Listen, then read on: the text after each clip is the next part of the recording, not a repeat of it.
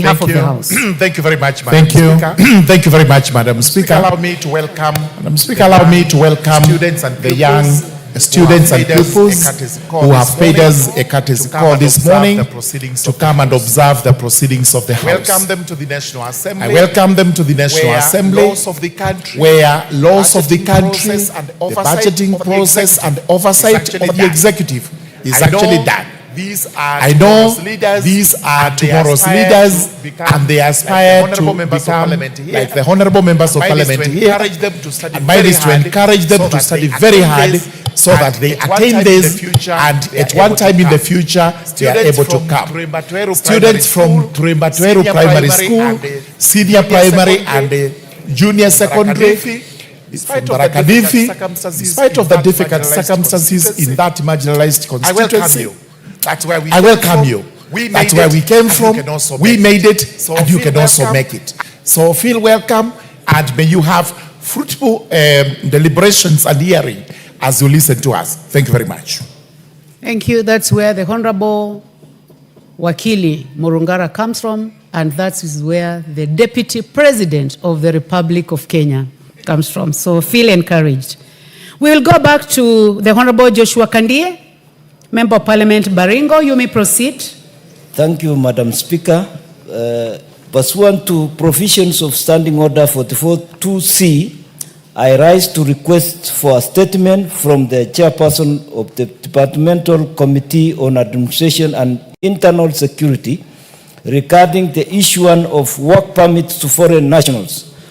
Honorable Madam Speaker, in this era of rapid expanding international trade and integration of world economies, migration policies must be geared towards building and maintaining a fair opportunity platform for both nationals and foreigners, while protecting vulnerable groups and ensuring sustainable development of the local human resource. While expatriates contribute to the transfer of knowledge, investment, and skill development, it is imperative that their engagement in the local job market does not undermine employment opportunities for qualified Kenyan citizens, especially the youth. Madam Speaker, it is against this background that I request for a statement from the Chairperson of the Departmental Committee on Administration and Internal Security on the following. 1. A report on the number of foreign nationals who have been issued with work permits in Kenya, indicating their duration of the permits granted for the last 5 years. A report on the status of all foreign nationals in Kenya whose permits have expired as per May 2025. And an indication of actions being taken by the Ministry of Interior and National Administration to identify, monitor, legally remove foreign nationals illegally working in the country following their expiration of their permits. And third, the steps being taken by the ministry to ensure foreigners are not issued with work permits for skills that are readily available in the local labor force in order to reduce unemployment rate among Kenyans. Thank you, Madam Speaker. Thank you very much, Honorable Kandie. Chair, Administration and Internal Security. Thank you, Honorable Madam Speaker. I will be able to give a response to this statement in 2 weeks' time. In 2 weeks? Yes. Is that agreeable with you, Honorable Kandie? Thank you. Next is the Honorable Sabina Chege, also known as Maito. Thank you very much, Madam Speaker. Madam Speaker, I stand pursuant to the provision of Standing Order number 44-2C, where I wish to request for a statement from the Chairperson of Departmental Committee on Health regarding the coverage of cochlear implant surgery under the Social Health Insurance Fund, known as SHIF. Honorable Speaker, the sense of hearing is important for the cognitive development of our children. And the Kenya National Bureau of Statistics and World Health Organization estimate that approximately 1 in 1,000 children in Kenya are born with severe to profound hearing loss. If untreated, hearing loss is often associated with academic underachievement, which may lead to reduced employment opportunities in life. Worryingly, individuals with hearing loss who require cochlear implant surgery are allegedly not covered under the Social Health Insurance Fund. And Madam Speaker, without suitable interventions, hearing loss will continue being a barrier to both education and social integration of the affected people, especially our children. Madam Speaker, it is against this background that I request for a statement from the chairperson of the Departmental Committee on Health on the following. 1, a report on whether cochlear implant surgery is covered under Social Health Insurance Fund, and if not, the measures being taken by the government to ensure provision of cochlear implant surgery under the Social Health Insurance Fund.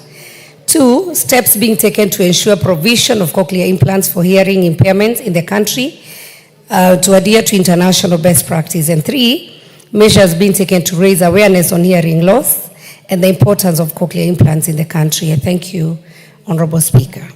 Thank you very much, Honorable Sabina. Chair Health, in the absence of the Chair Health. Oh yeah, I can see the Honorable Nikal, only that you are not seated on your usual place. Yes. Thank you, Chair. I think this is important, and I think we should be able to get this report in 2 weeks' time. Thank you. In 2 weeks, Honorable Sabina Chege, is that agreeable? That's fine, Madam Speaker, though a week would have been enough. This is just to know whether it's covered or not and measures. So, and him being a doctor and having been a former PS, I'm sure he can fast track to 1 week. Thank you, Madam Speaker. Would you like to make a comment on that, Honorable Dr. Nikal? She's requesting for a week. Are you able to give the response in 1 week? I think to be accurate, really, let's do 2 weeks, and I'll make all effort. This is important, and we are going to get some information. I think some they'll even have to seek information outside the country for going by the question. So 2 weeks, if she can bear with us. Yeah. So we go for 2 weeks. Next is the Honorable Owen Baya, in your capacity as a member for Kilifi North.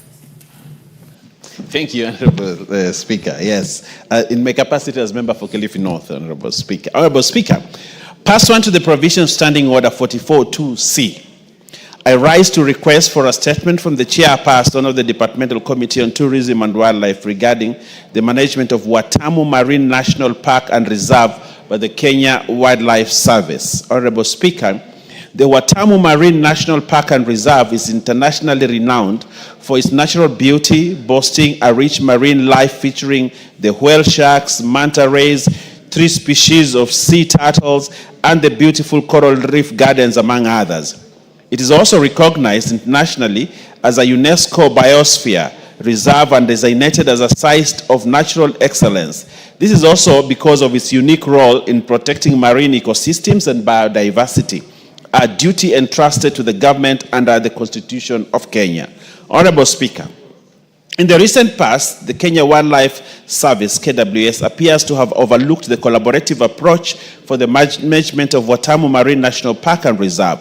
This is attributed to the Kenya Wildlife Service imposing new charges on recreational activities in the park and have been repeatedly harassing fishermen in the area by confiscating their boats and nets, which are essential for their livelihoods. Honorable Speaker, communities of Watamu and Abaso Ward have been aggrieved by the fact that most of the revenue derived from the marine parks in the area is collected and utilized solely by KWS rather than also being invested in the community through corporate social responsibility initiatives. Additionally, the Mida Creek landing sites remain ungazetted, hence landowners bordering it claim ownership of the riparian area, thereby hindering activities by the fishing communities. Local residents also face restricted access to the beach as investors have been permitted to fence up to the mangrove forests. Honorable Speaker, it is against this background that I request for a statement from the chairperson of the Departmental Committee on Tourism and Wildlife on the following. 1, efforts being made by the Ministry of Tourism and Wildlife to enforce a 50-50 revenue sharing deal between the Watamu Marine National Park and the Kilifi County government. And 2, an inquiry into the utilization of funds the Kenya Wildlife Services in management of Watamu Marine National Park and recommendation for corporate social responsibility initiatives within the local community. I thank you, Honorable Speaker. Thank you. Chair, Tourism and Wildlife. Any member of that committee? Any member of Tourism and Wildlife Committee? In the absence of the chair and a member, and now that the majority, Honorable Baya is the one asking the question, I think now you stand in your capacity as majority leader and give a commitment to the House. Interesting, Honorable Speaker, very interesting times these are. But Honorable Speaker, I want to request, on behalf of the committee, to tell them that they must, to tell them, and I promise the House that they will, bring the communication in 2 weeks' time. I think that's the standard, Honorable Speaker. But I also want to urge chairpersons. They know Wednesday mornings is a time when we actually request for statements. Anytime, they must be in the House, especially when they have the order paper. Chairperson, the leadership is here. The leadership is here. Honorable Owen Baya, yes. You know, in this House, I mean, it's a learning process. I would like you to stand and just withdraw what you said, especially concerning that you are going to tell the chair, and then I'll make a statement. Honorable Owen Baya. Okay, withdraw, Honorable Speaker. Thank you. A response will be given in 2 weeks. Okay, thank you very much. Honorable members, I order that the response will be given in 2 weeks by the chair of the Committee on Tourism and Wildlife. Thank you. Next is the Honorable Silvana Sosoro, Member of Parliament, South Mugirango. These are responses, and I can see the chair, administration, and internal security is in the House. Are you ready for this one?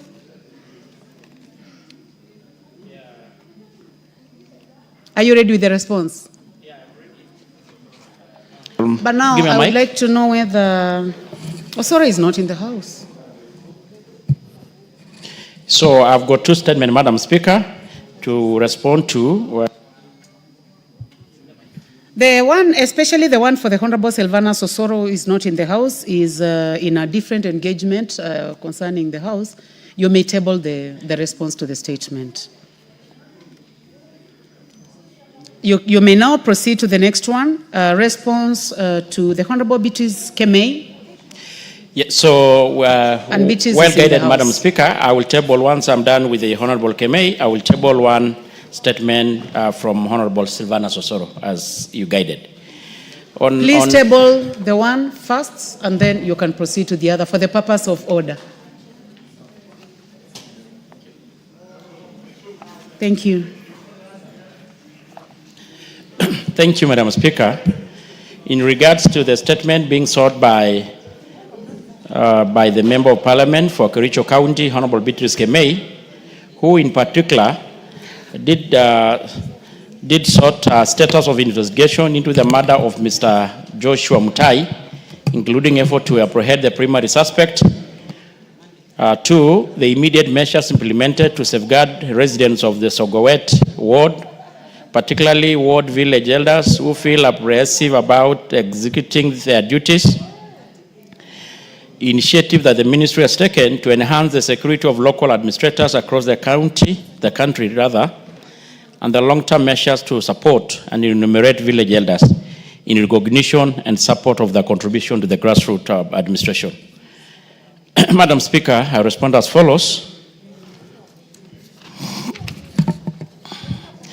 Madam Speaker, on the 6th February 2024, Mr. Joshua Mutai, the now deceased, in the village elder of Kapkayo village, was sent by the Assistant Chief of the Kibineti sublocation, Mr. David Lagat, to deliver a summons issued by the Kericho County Children's Office to Franklin Kipkoech, alias Samuel, the prime suspect in the murder. The summons pertain to a complainant of a child neglect and abuse where Mr. Franklin was alleged to have neglected and assaulted his 12-year-old son, Nelson Kipngeno Cheriot. On the following day, Mr. Franklin reported to Kericho County Children's Office that he had been arrested by police officers from the Kibeneti Police Post in connection with a child neglect and assault case. He was subsequently charged before the Chief Magistrate Court in Kericho on the 9th February 2024, vide CR 746, 31st 2024, CFE 344/24. However, on the 13th March, same year, the case was withdrawn under Section 204 of the Criminal Procedure Code, following a reconciliation in which Mr. Franklin sought forgiveness from both his wife, Mrs. Winnie Chepkoech, and his son. It later emerged that Mr. Franklin had been displeased with the action of the village elder, one Mr. Joshua Mutai, now the deceased, for delivering the summon to him. He reportedly held a grudge against him, although the deceased never reported any threat to his life to the police station, which could have warranted further investigation. On the 21st April, the 2025, the chief of Kabaneti location, John Kemei, reported the Sundu police station that there was a lifeless body of a male adult that had been discovered lying at Mwembe village. The police officers from Sundu police station, accompanied by the DCI crimes scene investigation officers, visited the scene, where it was established that the lifeless body was that of Mr. Joshua Mutai, who had been murdered at an unknown time during the night of the 20th April 2025. The body had deep cuts at the back and left side of the head, with both legs dismembered at the ankle. The scene was processed and documented, and the body moved to the mortuary for preservation. The preliminary investigation identified Franklin Koech as the prime suspect in the murder. Police officers proceeded to his home to arrest him, but he was not found. A search of the suspect house led to the recovery of a blood-stained panga and other exhibits of evidential value, which were taken to the government chemist in Kisumu for forensic analysis. The expert report still pending. On the 22nd April 2025, the postmortem examination was conducted, and the cause of death was established to be extradural hematoma due to trauma and excessive blood loss resulting from the dismembered legs. And a team of DCI visited the scene and conducted a forensic site analysis where data collected was forwarded to the mobile service provider for call data history to assist in tracking the suspect's whereabouts. The results are still pending. The police case file number 746-80 of 2025 was open. Investigations are still ongoing, pending the arrest of the suspect. On the second question, Madam Speaker, on how the immediate measures implemented to safeguard the residents, Honorable Madam Speaker, the police have intensified both mobile and foot patrol in the key areas to beef up security and data criminal activities, and the community forums and consultative meetings are being held with the local residents.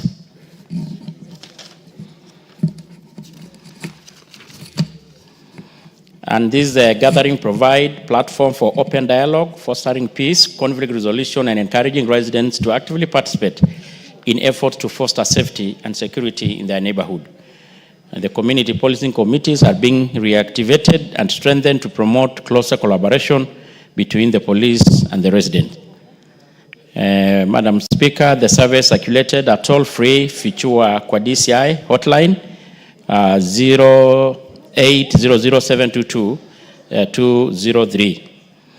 Honorable Speaker, on the third question, on what initiative has the ministry has taken to enhance local administration across the country, the government has implemented several measures to enhance the security of chiefs and assistant chiefs due to increasing threats, especially from criminal gangs during conflict situation. These measures include, and so important actually, Madam Speaker, is the launch of the National Government Administration Police Unit. The officers will be accompanying the officers during their duties. So, Madam Speaker, this is a unit, a formed up unit, which was just launched recently, which will help our Ngao officers when they're executing and performing their duties. Officers in crime-prone areas are allowed to apply for private firearms, and chiefs undergo regular training in conflict resolution and the personal security and intelligence gathering to better handling of threats in their areas. The ministry has deployed multi-agency rapid response units in hotspots, especially in areas prone to cattle rustling, banditry, or land conflicts. Chiefs are supposed through Nyumba Kumi initiative to promote community-based vigilance, which helps identify and report threats. And in security-prone regions like part of the North Rift in the coastal counties, more security personnel has been deployed to reinforce local administration. Honorable Speaker, lastly, on the long-term measures, the village elders play an important role in the local governance, community leadership, and dispute resolution, both in rural and urban areas. They are respected members of the community and chosen for their wisdom, experience, and integrity. My ministry is currently developing the village elders policy, which will provide, among others, the remuneration of the village elders. And Madam Speaker, I can as well add, as a house, we are aware of the bill, which is before this house, which was co-sponsored by the late Malulu, still talking on the issues of the village elders so that we can able to legislate and have them recognized and remunerated. Thank you, Madam Speaker. I submit. Thank you very much, Chairperson. I would like to give a chance to the Honorable Beatrice Kemei. Is the response satisfactory? Okay, thank you, Madam Speaker. I appreciate the chairman for this response. However, Madam Speaker, it is not satisfactory. I'm not convinced, Madam Speaker, with this fact that there is so much delay. You know, when from February to date, that is like 5 or 6 months, investigations still going on, and there's nothing that has come forth.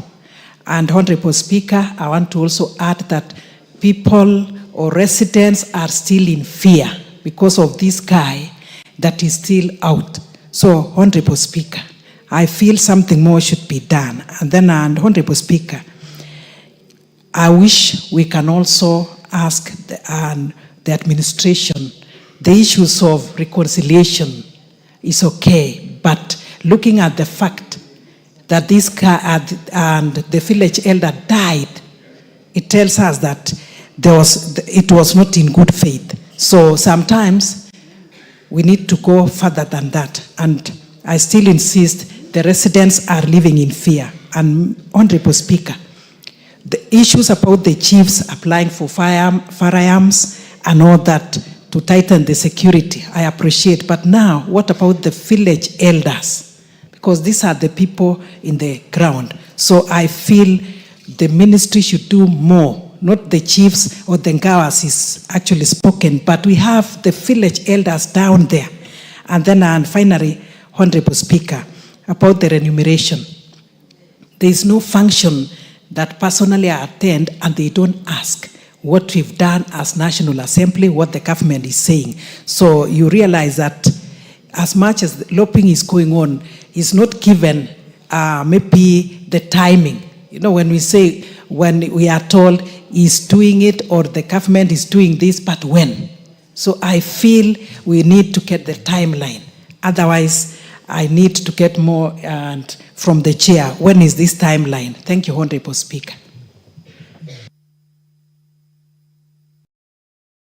Chair, clearly the response is not satisfactory to the Honorable Member for Bomet. What would you like to say? For Kericho. Thank you, Madam Speaker. First, I want to really appreciate the frustration of the Honorable colleague member. Of course, we understand when a member of society dies under such circumstances is very troubling. But at the same time, we must appreciate the complexity of investigation. At times, it's very hard to really outrightly give the timelines. But what I want to undertake is to commit that the DCI department are going to expedite the process and make sure that the culprit is brought to books. On the issue of the village elders, I think I've made it very clear that besides the policy from the ministry, which the minister had stated very clearly, we still have a bill before this House, Madam Speaker, that all of us as a House should be able really to fast track it so that these very important members of the society, the village elders, we can have them recognized in law so that we can able to really remunerate them. And I think it's upon all of us as a House to fast track that bill, Madam Speaker. Can we give these timelines? Can we say that in the next 1 month, so that she also, the honorable member has information to take back to the people who have elected her. So can we give it 1 more month? Yeah, I will try, Madam Speaker. In 1 month? Yes. In that 1 month, you will bring a report to this House regarding whether the matter has been handled. Thank you. Well guided, Madam Speaker. Honorable members, before we move to the next, seated in the public gallery this morning, we have students from DON, St. Philip's JSS School from Imenti North Constituency, Meru County. We have students from Mitero Silver Springs Academy, Gatundu North, Kiambu County, St. Clair Catholic School, Sigowet Soin Constituency in Kericho County. And seated in the Speaker's Gallery this morning, we have PAG Jerusalem GSS students from Chesumei, Nandi County. And I would like to give a chance to the member for Kericho County to welcome those students to the House. All students are welcome. But please proceed to welcome all of them for us from different constituencies. Thank you, Madam Speaker. I want to take this particular moment to welcome students who have visited this honorable House from different parts of this country. It is very important for students to know what is going on. Honorable Speaker, when we were in school, we used to debate, and talking of Madam Speaker, but there was no Madam Speaker, it was only Mr. Speaker. I don't know why there was no Madam Speaker by then. So whatever they are doing in school, the debating club, they have come here to see in reality. So I want to ask the students to work very hard. We were also students one day. We worked hard, and that is why we are in this honorable House. I wish them well, even as they prepare for the end of the year exam in different capacities. I pray for them, and I ask them to be disciplined. And as I stand, Honorable Speaker, I also want to say, girls, to work hard and to leave early pregnancies, abortion, and anything that is related with them, with that, Honorable Speaker. And I ask the community to take care of our students. Boy child is endangered, and we pray that in school they work hard and they be protected. Honorable Speaker, once more, I welcome them. Thank you very much. Thank you very much, Member for Kericho County, for those kind words of welcome to our students. Now we will move to the response to the Honorable Walter Owino, Member of Parliament Awendo, and the response will be given by the Honorable Kiragu. You may proceed, Honorable Kiragu. Thank you, Madam Speaker. I have the statement that is signed by the chair of trace the Honorable Walter Owino. Oh yeah, you are in the House. You may proceed. Yes. Honorable Speaker, the member for Awendo, Honorable Walter Owino, MP, requested for a statement from the chairperson of the Department Committee on Transport and Infrastructure regarding the safety of road users along the Isebania Kisii Ahero Road, addressing the following. 1. The steps being undertaken by the Ministry of Roads and Transport to elect speed bumps along the Isebania Kisii Ahero Road, particularly from Ruerin and Awendo town centers, to regulate high-speed vehicles on the road. 2, the measures put in place to ensure the safety of road users along the said road, especially for the student, teachers, and staff who require pedestrian pathways for safe crossing. And 3, plan, if any, to upgrade the Isebania Kisii Ahero Road to a dual carriage, being a significant link to A1 road traversing various countries. Honorable Speaker, The committee received a written response from the Ministry of Roads and Transport on 14th May 2025 and now wish to make the following comment. 1. Regarding the steps being undertaken by the Ministry of Roads and Transport to erect speed bumps along the Isebania-Kisii-Ahero Road, particularly from Lanen to Awendo town centers, to regulate high-speed vehicles on the road. The ministry submitted that there are 2 complete sets of bumps with the Rambo's strips on each approach between Lanen and Awendo towns that have been installed to regulate vehicle speeds, enhance safety, and facilitate safe pedestrian crossing. The ministry, through the Kenya National Highway Authority, KENHA, will install additional speed controls measures, including road signs, in the maintenance contract to commence in the financial year 2025-2026. 2, Madam Speaker, regarding the measures put in place to ensure the safety of road users along the said road, especially for the students, teachers, and staff who require pedestrian pathways for safe crossing, the ministry submitted that pedestrian pathways have been provided at Awendo Bridge.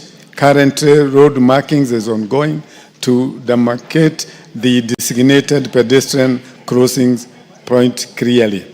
3, regarding plans to upgrade the Isebania-Kisii-Ahero Road to a dual carriage, the ministry submitted that considerations for dualing the road will be done when traffic surveys justify the need.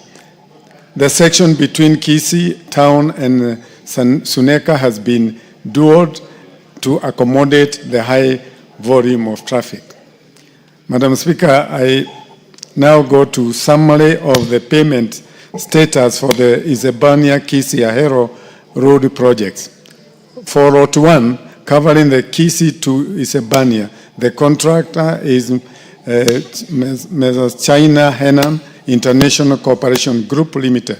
The contract sum is for 8,597,817,890.74, and the revised contract is 14,53,834,471.12. The amount certified is 13,978,202,354.54. The amount paid is 11,186,268,715.73, and the amount outstanding is 2,781,933,639. Lot 2, Madam Speaker, covering Ahero to Kisii, the contractor is the 3rd Engineering Bureau of China City Construction Group Company Limited. The contract sum is Kenya shillings 9,467,004,191.01, and the revised contract sum is 13,883,459,815.23. The amount certified is Kenya shillings 13,883,459,815.23. The amount paid is Kenya shillings 12,988,328,691.10, and the amount outstanding is 895,124.01. Honorable Speaker, that is the statement. I thank you. Thank you very much, Honorable Kiragu. On behalf of your chairman for Transport and Infrastructure Committee, the Honorable Walter Owino, is this response satisfactory? Thank you, Madam Speaker, for the opportunity. I want to thank the committee for the response. However, I am not satisfied, Honorable Speaker, because they are talking of having erected 2 bumps on a road, Madam Speaker, of 4 kilometers. So you can imagine 4-kilometer road with 2 bumps. Those bumps are not effective. The road has continued being very dangerous. Even as late as last evening, we had accidents on the same road. So I would want to request the ministry to kindly send their officers to go on that road and assess, look at what is happening physically on the ground. The 2 bumps are not enough. Secondly, they are talking of having put the pathways at the bridge. We requested them to put pathways covering both sides of the road to help mostly students who are using the pathway on their ways to and from school. So I would request the ministry to be more sensitive on this matter, Madam Speaker. Thank you. So I'll give yeah, does this concern you also, member for Kwanza? Would you like to also weigh in? Yes, please proceed. Madam Speaker, I just want to agree with my colleague. I think let's pass a resolution in this House that this ministry and, of course, the Department of Roads regularly checks on the roads. You'll find the roads actually when you are driving is so unsafe, even where you're going, Madam Speaker. So therefore, I think I want to agree with my colleague that the Ministry of Roads actually be able to go regularly and check on some of the roads. In fact, my place, you'll find that the bridge is broken, there's no marking, and so it becomes very dangerous for even those who have not used that particular road. You'll find yourself landing into a ditch or a bridge. So I think this, as a House, have time to tell these people, even if it means give them deadlines, so that they can regularly check on the roads. Some of these people are just sitting in the offices doing nothing, but actually earning the salaries, taxpayers' money. Thank you, Madam Speaker. Honorable Kiragu. Madam Speaker, I seriously take the comments given by my very good friends. And Madam Speaker, on matter of bumps, it is true that they help on matters of safety. But Madam Speaker, it's also good to know that bumps also have been known actually to cause accident, particularly to some people when they are not properly marked. So I take your statement seriously. We'll make sure that the ministry or the department concerned will undertake a revised safety evaluation of the sections that have been mentioned so that we provide safe ways of transport between those areas, and particularly those areas where the students have to cross. I thank you. So I would like to encourage further engagement with the committee so that you're able to invite the Honorable Walter Owino, member for Awendo, especially on the day that you are dealing with the Director General. This is Kenha, right?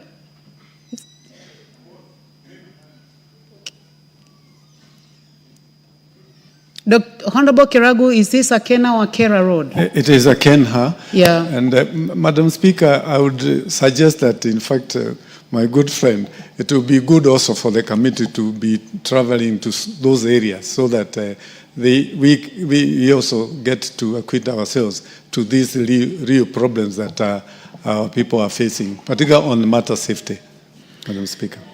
So that we close this subject, I would like to ask you, as a representative of the chair, to do a further engagement with the DG Kenha concerning this particular road, Isbania Kisi Ahero, bearing in mind that there are so many accidents as it has been reported by the Honorable Member. Anything out of order, Honorable Dorothy Kiara? What is out of order? Speaker, I just wanted to say this is a very important matter of national importance, Honorable Speaker, and the matter of safety on our roads should be taken very, very seriously. Honorable Speaker, we have continued to lose life, especially along the highways. Honorable Dorothy, what you are saying is important. Unfortunately, the way we transact business is that we had already closed.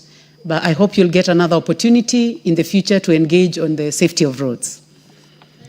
Thank you. Or also you may take an opportunity also to present on a road which is of concern to you. Thank you very much. Next order. Order number 8, motion, implementation of the universal health coverage and of a policy on mandatory use of public health care facilities by public officers. Resumption of debate. Thank you. It's good that to see the Honorable Sabina Chege is in the House. On this motion, the Honorable Janet Sitiene had a balance of 8 minutes. Since she is not in the House, now the debate is open for any other member who may want to contribute on this matter. So, honorable members, I see that there are several people on the screen. Those who are interested on the matter of this motion on UHC, you may hit the intervention button.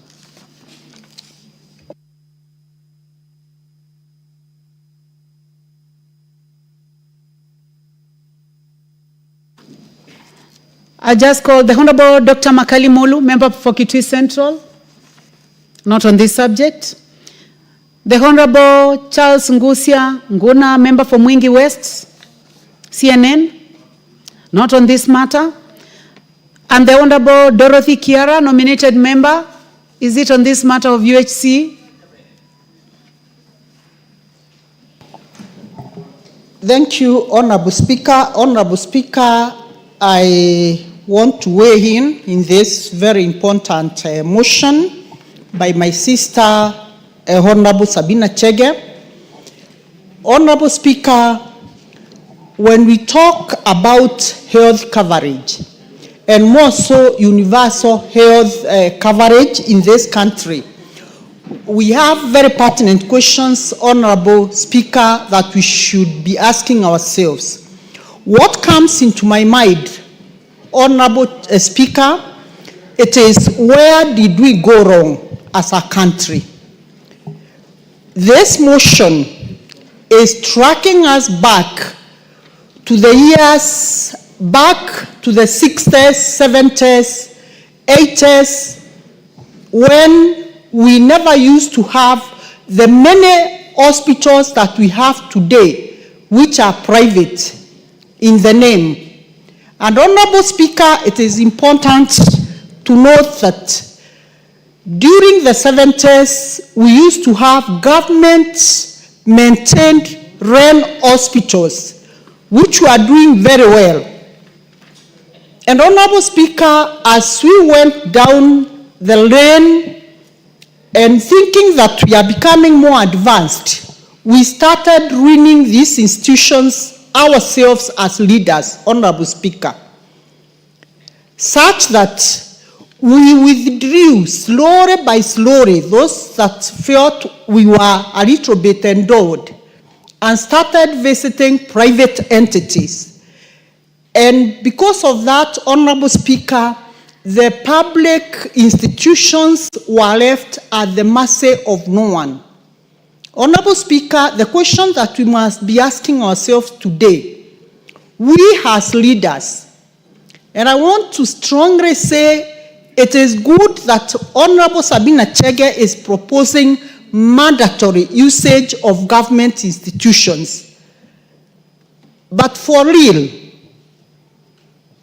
the first steps that we must undertake, it should start from us. We should have a strong undertaking that what is it that we can do so that we make these institutions the most favorable institutions and destination of choice for all of us when we are sick. Honorable Speaker, it is very pathetic that today, if you go to most of the public institutions, you'll find queues running there, you'll find people in hospitals, but you realize that they are not getting the services that they deserve. Honorable Speaker, it is up to us as leaders today to make very deliberate moves to ensure that these public institutions that we are talking about One, they are properly maintained. And I want to bet and say most of the public institutions have the best doctors. But doctors in hospitals where they don't have the necessary equipment, machines to treat their patients. And all of us know you cannot go to an institution where you know you'll not get the intended services. So, Honorable Speaker, I want to challenge us as leaders. Let us now brace ourselves, sit down, and become very intentional in how we want these public institutions to be run. And I want to go on record, Honorable Speaker. Today, as I'm talking here, I want to say these public institutions are improving tremendously. Like me, if I get sick today, I go to Meru General Hospital. Meru General Hospital today is a public institution which is being run very professionally. It has the best doctors. There is no equipment that you go there and lack. And this is what will draw us, all of us, to use these public institutions. Honorable Speaker, we also must ask ourselves as legislators, do we have these public institutions across the country? Do we have level 5 hospitals in all our counties? Do we have properly maintained level 4 hospitals in all our sub-counties? Are they properly equipped, Honorable Speaker? Are the doctors in those hospitals well motivated so that when we go there, we will meet a very motivated workforce?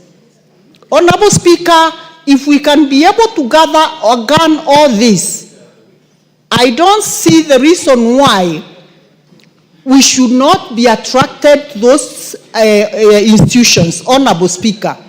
Honorable Speaker, as I support this motion, I want to say, let it not be a motion. Let us make this a reality. If we as public servants, and more so we, the people's representatives, start using public hospitals, Honorable Speaker, what we use as leaders, the citizens will believe it is the best. So we must be very deliberate, make the first move of ensuring that these institutions are attractive, these institutions have the best professions, these institutions can provide, they can be able to provide us with the treatment that we require. And Honorable Speaker, if people in my village know I use the Meru General Hospital for my treatment, and that is where I take even my children, there is no reason why the public will not be able to go there also. So, Honorable Speaker, I want to say I support the motion, and I want us to move from it being a motion and make it a reality. Thank you, Madam Speaker. Thank you very much. The Honorable Rueda Obo, member for Lamu East. Asante Bi Speaker. Nami nichukue nafasi hii nimpongeze Mheshimiwa Sabina Tiege kwa kuleta mswada huu. Kwa hakika ni jambo la maana sana. Na ni kama kutuamsha. Lilikuwa lifanywe kitambo zaidi. Lakini sasa ni kama kutuamsha. Naomba inshallah hawa implementation committee ifuatilie jambo hili na liwe lenye kufanyika. Kusema la ukweli, rais wetu mpendwa ana nia mzuri na nchi. Na hili jambo la insurance ni jambo zuri. Kila Mkenya akipata hii insurance sisi tutakuwa na utajiri. Manake sana michango ilikuwa inatuumiza. Sasa yeye amepanga mipangilio, sio kwamba wale walioko makazini peke yake ndio wanapata hii huduma. hata wale mama mboga, hata watu wa bodaboda ambao hawajaandikwa kazi wanaweza kupata hii insurance, bora tu wajiandikishe. Na ni vizuri tuangalie mbele ili hili jambo lifanikiwe. Baadaye sisi kuna maisha baada ya siasa. Hatutakuwa hapa bunge siku zote, lakini tutakuwa tumeweka miundo misingi ya vizazi vijazo. Hizi sasa ni kufanyia bidii, sio kulipinga. Kufanyia bidii vipi? Kama huu mswada umekuja na Mheshimiwa Sabina, itaboresha. Na tusianze kusema, tunasema tuanze na action sisi wenyewe hata kabla huu mswada kumalizwa au implementation committee kufanya chochote. Sisi wenyewe kama wabunge tutoe mfano. Kama mtu amekuwa mgonjwa, tuanze kwenda, ndio zile hospitali zitaboreshwa. Kwa mfano mimi nikiwa mgonjwa nende King Fahad Hospital pale Lamu, au nende Faza Hospital. Mimi nishawahi kwenda Faza Hospital. Na kusema kweli mambo yanafanyika. Ni kuboreshwa sasa yawe vizuri zaidi. Nimekuwa na mzigo mkubwa pale Coast General Hospital. Coast General Hospital recently, mimi hii last week, wiki iliyopita, nimekuwa na wagonjwa wawili ICU. Na nimethibitisha mimi mwenyewe inalipwa kila kitu. SHA imelipa kila kitu. Sasa vile anasema Mheshimiwa Sabina, kama kuna pahali serikali inaweka mkono wako wewe ndio upate hii insurance, basi mwanzo uende kwa hospitali za public, za serikali hizi. So kuna haja ya kuboresha, pia kuhimiza watu wote waende kule. Kwa mfano, kuna wakati mwanzo huu mswada utatusaidia sisi sana watu wa Lamu. Kivipi? Kuna wakati kuna mtoto wa mtu fulani anajulikana sana Kenya. Alikuja Lamu kujivinjari, akaenda kule Shela. Kule Shela kwa bahati mbaya akaanguka. Alipoanguka akabidi apelekwe hospitali ya King Fahad. Wakati huo ilikuwa haina oxygen. Ilibidi watafute njia za usiku kuja kumchukua yule mgonjwa. Na pahali kama Lamu ikifika saa 12 hakuna usafiri wa aina yoyote. Ndege jua likikuchwa haina ruhusa kuland pale, kutua pale Manda Airport. Barabara kuna curfew, huwezi enda. So Lamu imefungwa baada ya saa 12, hakuna njia yoyote ya kutoka Lamu na kuingia Lamu. Sasa ikiwa na mambo kama hayo, kitokea na dharura, tuseme emergency, huwa ni shida. Kama hiyo ilitokea, ilibidi tungangane kupata clearances, abebwe, ikachelewa na ndio alifariki. Na mengi yametokea kama hivyo. Ilikuwa sisi paka tuende Kilifi au Coast General. Lakini kwa sasa kwa mipangilio hii iliyoko, mambo yameanza kuboreshwa. Pale King Fahad pia nishukuru gavana wetu na serikali kuu wameshirikiana, sasa hivi kuna oxygen plant. Na sasa yataka isonge kule Faza pia, kwa sababu zile shida zetu, changamoto zetu za kitofauti pale kwa sababu ya visiwa, kwa pia King Fahad nao ipate oxygen plant, ifike paka Kiunga, kwa sababu hakuna sababu ya kukosa kufanya hayo. Kwa sababu ya nini? Mheshimiwa Ruweida, wajua kwa hili bunge linakutegemea sana kwa lugha ya Kiswahili. Sasa hii oxygen plant ningependa uliseme kwa Kiswahili. Nimekusikia pia ukisema hospitali ya public, angalau hiyo najua ni ya umma. Kwa hivyo mimi ningependa uzungumze lugha ya Kiswahili sanifu, kwa sababu tunakutegemea. Endelea na mswada wako. Endelea na kuzungumza. Asante. Kuna dakika chache zimebaki, lakini usituchanganye na Kizungu. Kiswahili kina ile inasema kama kitu hakuna kwa Kiswahili, oxygen tunaweza kusema oxygen. Unaweza kugeuza hivyo. Akiwanda cha oxygen naweza kusema hivyo. Lakini alikuwa nataka nafanya Google awe rafiki yangu, lakini bahati mbaya sina time sahihi na hakuna mtu wangu karibu hapa akaniangalilia. Sasa hospitali hizi za zetu tulizonazo za umma, kama nimesema, sahihi SHA inatoa pesa, inaenda kwa zile hospitali, haiendi kwa hospitali ile ya county. Inaenda kila hospitali, zahanati zozote zilioko inaenda. Sasa kama kwa mfano pale kwangu Kiunga, kwa mara ya kwanza SHA imepeleka milioni 4. Wakati wote ilikuwa hizo nyuma county ikipeleka 250,000. Sasa 250,000 ilikuwa haikidhi mahitaji. Lakini sasa wamepata milioni 4, ni wajitahidi wanunue vitu, hospitali iboreshwe, na ndio tuweke hizi sheria ngumu ya kusema mtu yoyote wa county, sisi yoyote anaolipwa na pesa ya serikali asiende hospitali za kibinafsi, wende hospitali zile. Na tukiweka hivi hizi hospitali kwa haraka zitakuwa mzuri. Manake ukiangalia mtu wa Kiunga aambiwe lazima aende hospitali ya Kiunga. Sasa yule daktari mwenyewe pia yake wa mgonjwa atataka kuwa pale. Hao ward administrators wale wanafanya kazi pale mahospidi manini wote wakue pale. Kila mtu atakuwa kwa upande wake, atahakikisha ile hospitali imekuwa mzuri. Hospitali zitaboreka kwa haraka. Mimi naunga sana huu mswada mkono, na tutataka hizi hospitali zetu ziwe mzuri, na tuanze sisi kwenda, ndio watu wataona haya mambo sio kusema tu, ni kusema na kutenda. Na hii itabadilisha Kenya. Rais wetu yale nia yake mzuri itawezekana. Kusema ukweli, Bi Speaker, yani sisi hii SHA ndio sasa tunaona kweli mambo yanafanyika. Yani hospitali ya ndani hivyo kama Kiunga ipate milioni 4 kwa mara ya kwanza ilikuwa ni history. Na history zimekuwa nyingi, Bi Speaker. Barabara saa hizi zimefanywa kwetu na rais wetu huyu. Mimi leo nimeingia nikidunda hivi. Nikidunda mwenyewe nikidunda. Leo najiona Mkenya. Kwangu nimepata barabara ya kwanza inchi ya kwanza ya tarmac. Nashukuru. Rais huyu kazi anatutendea. Na sisi tumsupport, tufanye kazi vizuri. Tuende mahospitali ya umma. Honorable Rueda. Thank you. We have schools. We have several schools, honorable members, you may have noticed, and I would not want them to leave before we recognize them. We have in the speakers gallery this morning Gashada Secondary School from Kirinyaga East constituency in Kirinyaga County. Let's welcome them our usual way.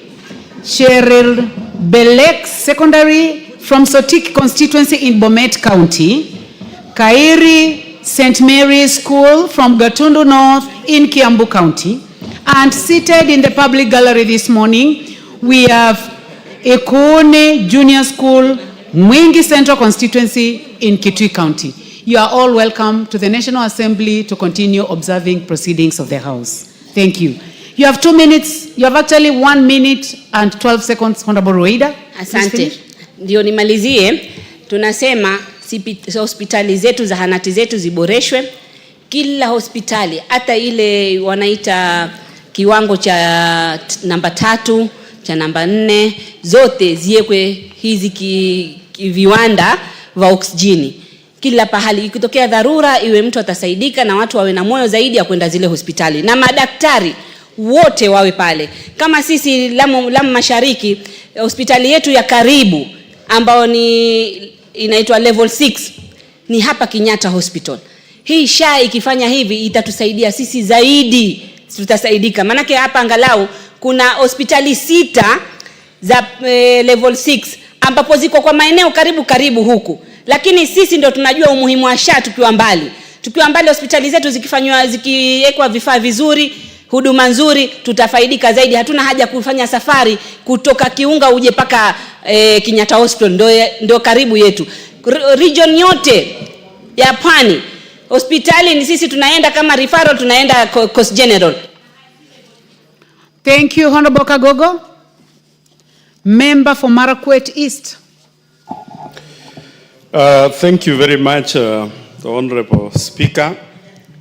And Madam Speaker, allow me to congratulate my colleague, the Honorable Sabina Chege, for this motion, very important motion. And being a motion also, Honorable Speaker, this is also a constitutional matter under Article 43(1) of our Constitution, Honorable Speaker, that provides that every person has a right to the highest attainable standard of health, which includes the right to health care services. And Honorable Speaker, even as we debate this motion, and probably we approve. Honorable Speaker, there is need also to go further and amend the laws, the health laws, so that to make sure we operationalize this motion. Madam Speaker, if you check our public hospitals, the Kenyatta National Hospital, which was built many years ago by the government of Kenya, using millions of money. Kenyatta National Hospital, Madam Speaker, up to today as we speak. Honorable members, time for this motion has come to the end, and I give you 1 minute to conclude.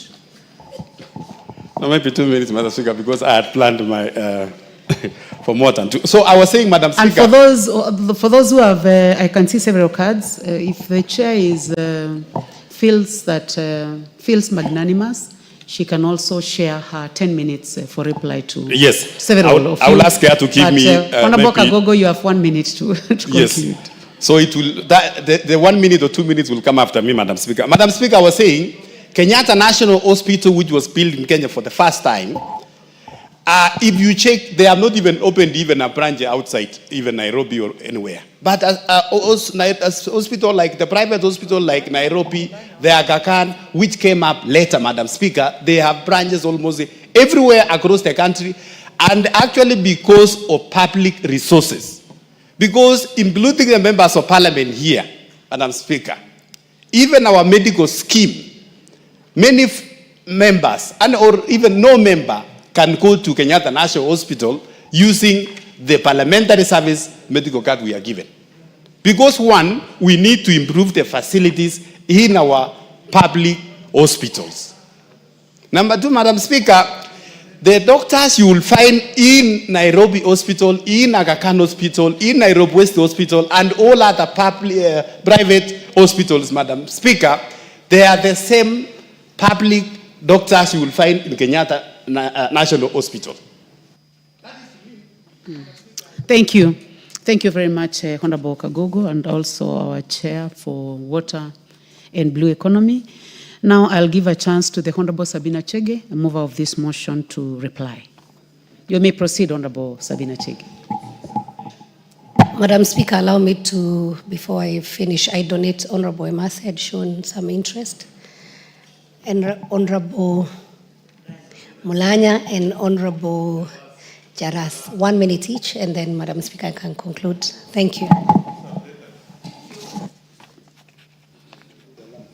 Thank you, Honorable Sabina, and I really want to appreciate you for bringing forth this motion. Honorable Speaker, there is need to increase the quality of care and services as proposed in the motion. And I just want to touch on 2 areas. It is not about the infrastructure, because most of the public institutions have the infrastructure. What we are lacking the most, one is staff. Enough doctors and nurses to offer the services. And 2, we are lacking medication in these hospitals. Honorable Speaker, Kenyans have embraced SHA. Progressively, many Kenyans are registering. But I expect when as a person goes to the local dispensary, like Lukolis Hospital in my constituency or Alupe, they should be able to get the basic care and medication. But you'll find that there is even no painkiller. So we need it to improve, and we must start by... Thank you, Honorable Mary Emase. The Honorable Mulanya. Thank you, Madam Speaker. Madam Speaker, allow me to congratulate Honorable Sabina Chege for bringing this particular motion. And of concern on my end is that, yes, we have a policy whereby we have allowed civil servants and public officers to be treated using the insurance schemes they have in private hospitals. But what we don't know is that you go to Kenyatta Hospital, the best doctors are employed by the government. These best doctors are practicing at Nairobi Hospital. So these public officers now end up being to Nairobi Hospital by the public, by doctors employed by the public office from Kenyatta Hospital. So we end up sending money to private entities at the expense of government entities. Madam Speaker, allow me to congratulate Honorable Sabina Choge. I support this motion to have a mandatory use. Thank you very much. The Honorable Jalango, aka Jalas. Thank you so much, Madam Speaker. And on the onset, let me thank Madam Honorable Sabina Chege for this motion. You cannot fight for something fully when you don't get benefits from it. And for us to now start allocating more money to our public institutions like the hospitals, we as leaders must start using the public hospitals. For example, Kenyatta National Hospital here provides some of the best services. But if you have a chance to use your insurance to a private hospital, you will always go to that private hospital. Let it be mandatory that public servants use public hospitals, and even insurance companies that provide our covers must also be told not to cover leaders if it is for private hospital. If you want to go for private treatment, use your own money. If you want to use your the government cover, go and use the public hospital. Thank you so much, Madam Speaker.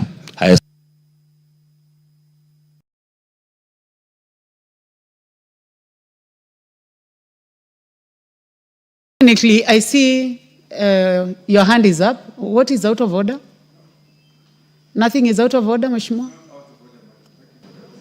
I would like to hear him. Please give him the mic. There's nothing out of order. Honorable Dr. Guyo Jaldesa. Yes. What is out of order? It's not out of order. What I just wanted to make a small contribution to the debate. Yeah. You may get seated. I know you are a gynecologist. Actually, you would have done very well in addressing this matter. But those who are speaking now are those who have been lucky to have a minute donated by the mover. So you are not going to contribute on this one. You will get another opportunity at a later time. Honorable Sabina, you may conclude. Thank you, Madam Speaker. First and foremost, Madam Speaker, I want to thank all my colleagues, honorable members of this House, for supporting this motion. As I said, Madam Speaker, having been a former chair of health, my own personal experience, I've had a father who has been sick for a very long time, so I've had access to both private and public institutions. Madam Speaker, I just want to urge members of this House that we have very good and qualified doctors in our public institutions. Madam Speaker, what we need is to finance enough these public institutions. Let them know that any minute, a member of parliament, a police officer, a senior teacher, might be head of public service, can walk into these hospitals so that, Madam Speaker, we will have these hospitals well prepared. The amount of money we have from our insurance that is covered by the government and that is by the taxpayers' money, it is enough. As we even said that the government needs to add more money, we might not even need to add more money, Madam Speaker, because from our insurance cover, that money can be plowed back. We will have enough doctors. We will have enough staff members, nurses. We'll have clean facilities, Madam Speaker. And as one of the members said, Madam Speaker, about UHC, it's just about affordability. We're already giving money through SHA. It's about affordability and also accessibility. Madam Speaker, sometimes even when we say we have devolved health, you'll find that our people go, they're paid for SHA, you're told there is no medication, so you have to go and buy in a pharmacy. And you find that it's kind of a cartel, Madam Speaker, that even the public, some of the equipment in our public facilities where we are saying, yes, we may need more equipment, but they might be working, but they are sabotaged so that you can be sent to a nearest private facility to go for a CT scan, to go for an X-ray. And it is sad, Madam Speaker, and I would, because I've seen Honorable Nyikal here, I have two requests. One, I would like your committee to investigate on the amount of money that is being paid out by SHA. What is being paid to the public facilities, and I know we already have around 42% of our public facilities, and what is going to a private facility. Why would we pay around 100 million to a private, very small private hospital that is giving cancer treatment, And compared to what we are paying the entire Kenyatta University referral, Moi teaching referral, Kisii level 5, even the Jaramogi Oginga, or the amount of money we are paying to Kenyatta National Hospital, why would a small facility that only offer one service, and it's publicly known in Kenya, be paid millions of shillings from SHA? Honorable Nyikao, and allow me, Madam Speaker, through the Speaker, to address you. Last night, as a mother, I was very disturbed by a case I saw from Machakos, and I wish and I hope the women rep Machakos and the leaders from Machakos can follow that matter. And Honorable Nyikal, with your committee, kindly help that mother whose child was operated in a facility in Machakos. First, she was forced to pay 5,000. I watched 9 p.m. news yesterday, around 9:35 p.m. You can go back to your YouTube and see. And then this child, the mother was forced first to pay 5,000 shillings. Then the doctor messed up with the child. The child needed emergency, so she even borrowed 50,000 to get an ambulance. And the ambulance, when they were leaving the hospital, they were meant to be taken for referral in Kenyatta Hospital. But then the mother ended up in a facility, small facility in Isili, where this baby has been held. And the mother till now cannot be able to access to see the condition of her child, who is in ICU, because she has been asked to pay 3 million Kenyan shilling. I saw that lady crying. Where can she get 3 million? Her child is being held in the funny facility in Isili. Why, Honorable Nyikal? Why would we have our citizens suffering when you have been forced to go and use a private facility because they need money? And investigate also. Sometimes you'll go, some of the services that are offered when you're going with an insurance or with this SHA. If SHA is paying, you are told you can pay, the service is 28,000. But when you are paying cash, you are told you can pay 14,000. What is this? We need to investigate.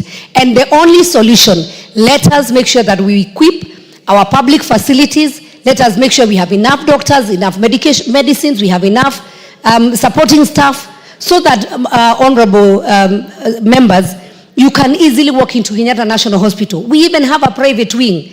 And I want to say, maybe for us to start by leading by example, because we are urging the ministry to quickly form a policy on this. And sometimes policy can take as long as somebody wants.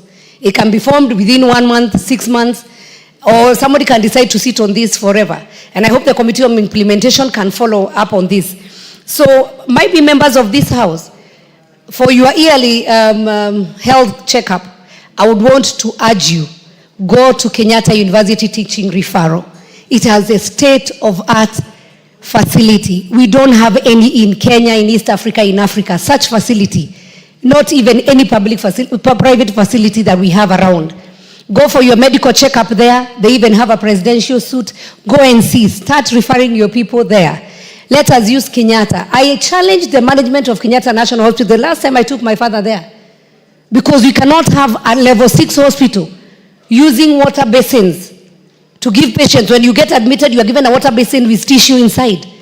At what age is this? Having, Madam Speaker, bathtubs in a hospital, you know, and because you can just see people who just want to do supplies, because a bathtub would be more expensive than a normal shower. Madam Speaker, we need to be serious about our health care. And because health is a right in this Republic of Kenya, it is in our Constitution. Thank you, honorable members, for the support you have given me. I know with this, we will have more better services being given in this, in our public facilities. Our doctors will be smiling. They will not go for strike because we'll have enough money to pay them from our insurances. Our nurses will be happy, our support staff will have clean facilities. And I thank you once again for the support. Thank you, Madam Speaker. Thank you very much, Honorable Sabina Chege. Next order.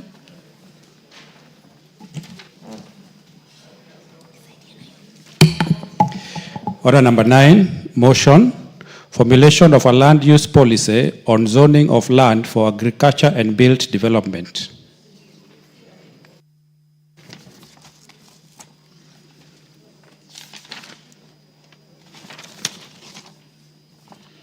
The Honorable Timothy Wanyonyi, Member of Parliament. I can see that the Honorable Wanyonyi is not in the House, so that matter is deferred. to a time when it will be next scheduled by the House Business Committee. Next order. Order number 10, the Breastfeeding Mothers Bill, National Assembly Bill number 8 of 2024, second reading.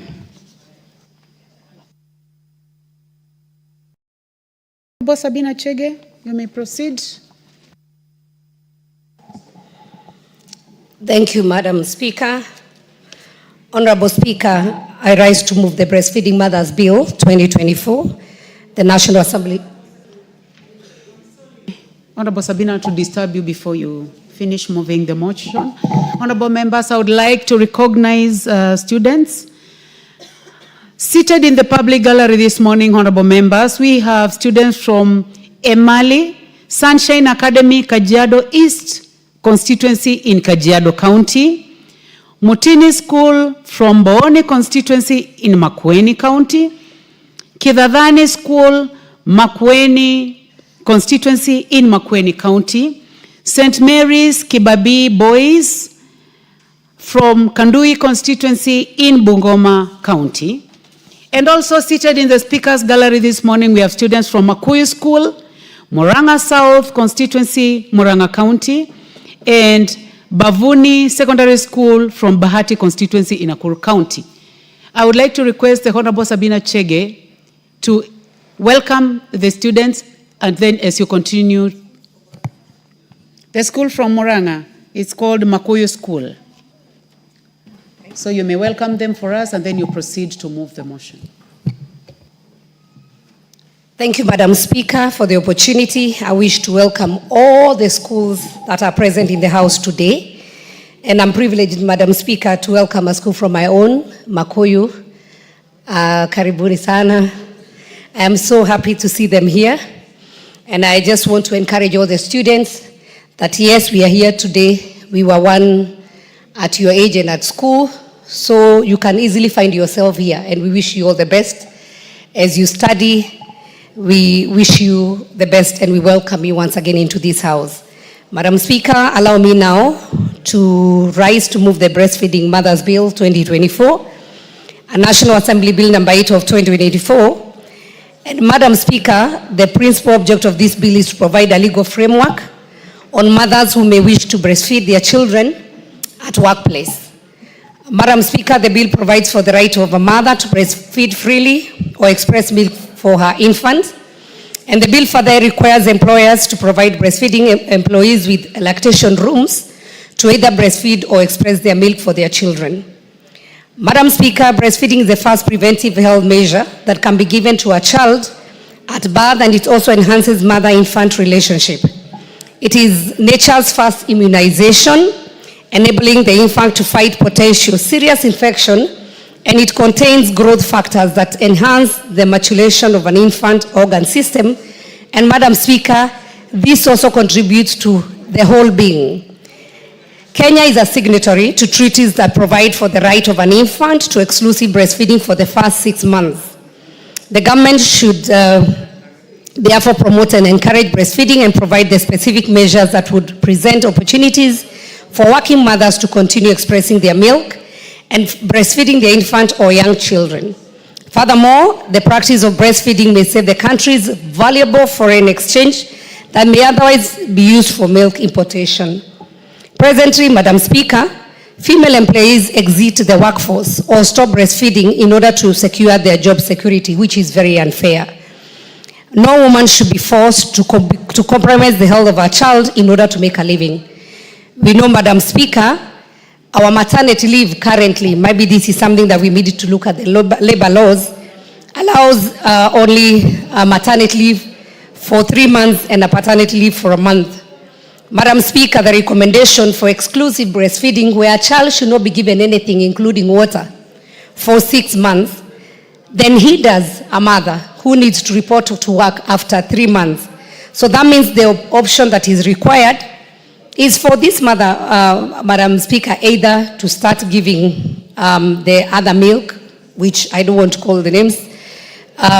We have categories of various imported milk that we have in this country, or you have to breastfeed, Madam Speaker. Madam Speaker, I want to give my personal experience because I got my baby 10 years ago. when I was still serving in this house. And it was torture for me when I came back, Madam Speaker, to look for a place to express my milk, because I'm one mother who believes in breastfeeding a child for 2 years, not 6 months.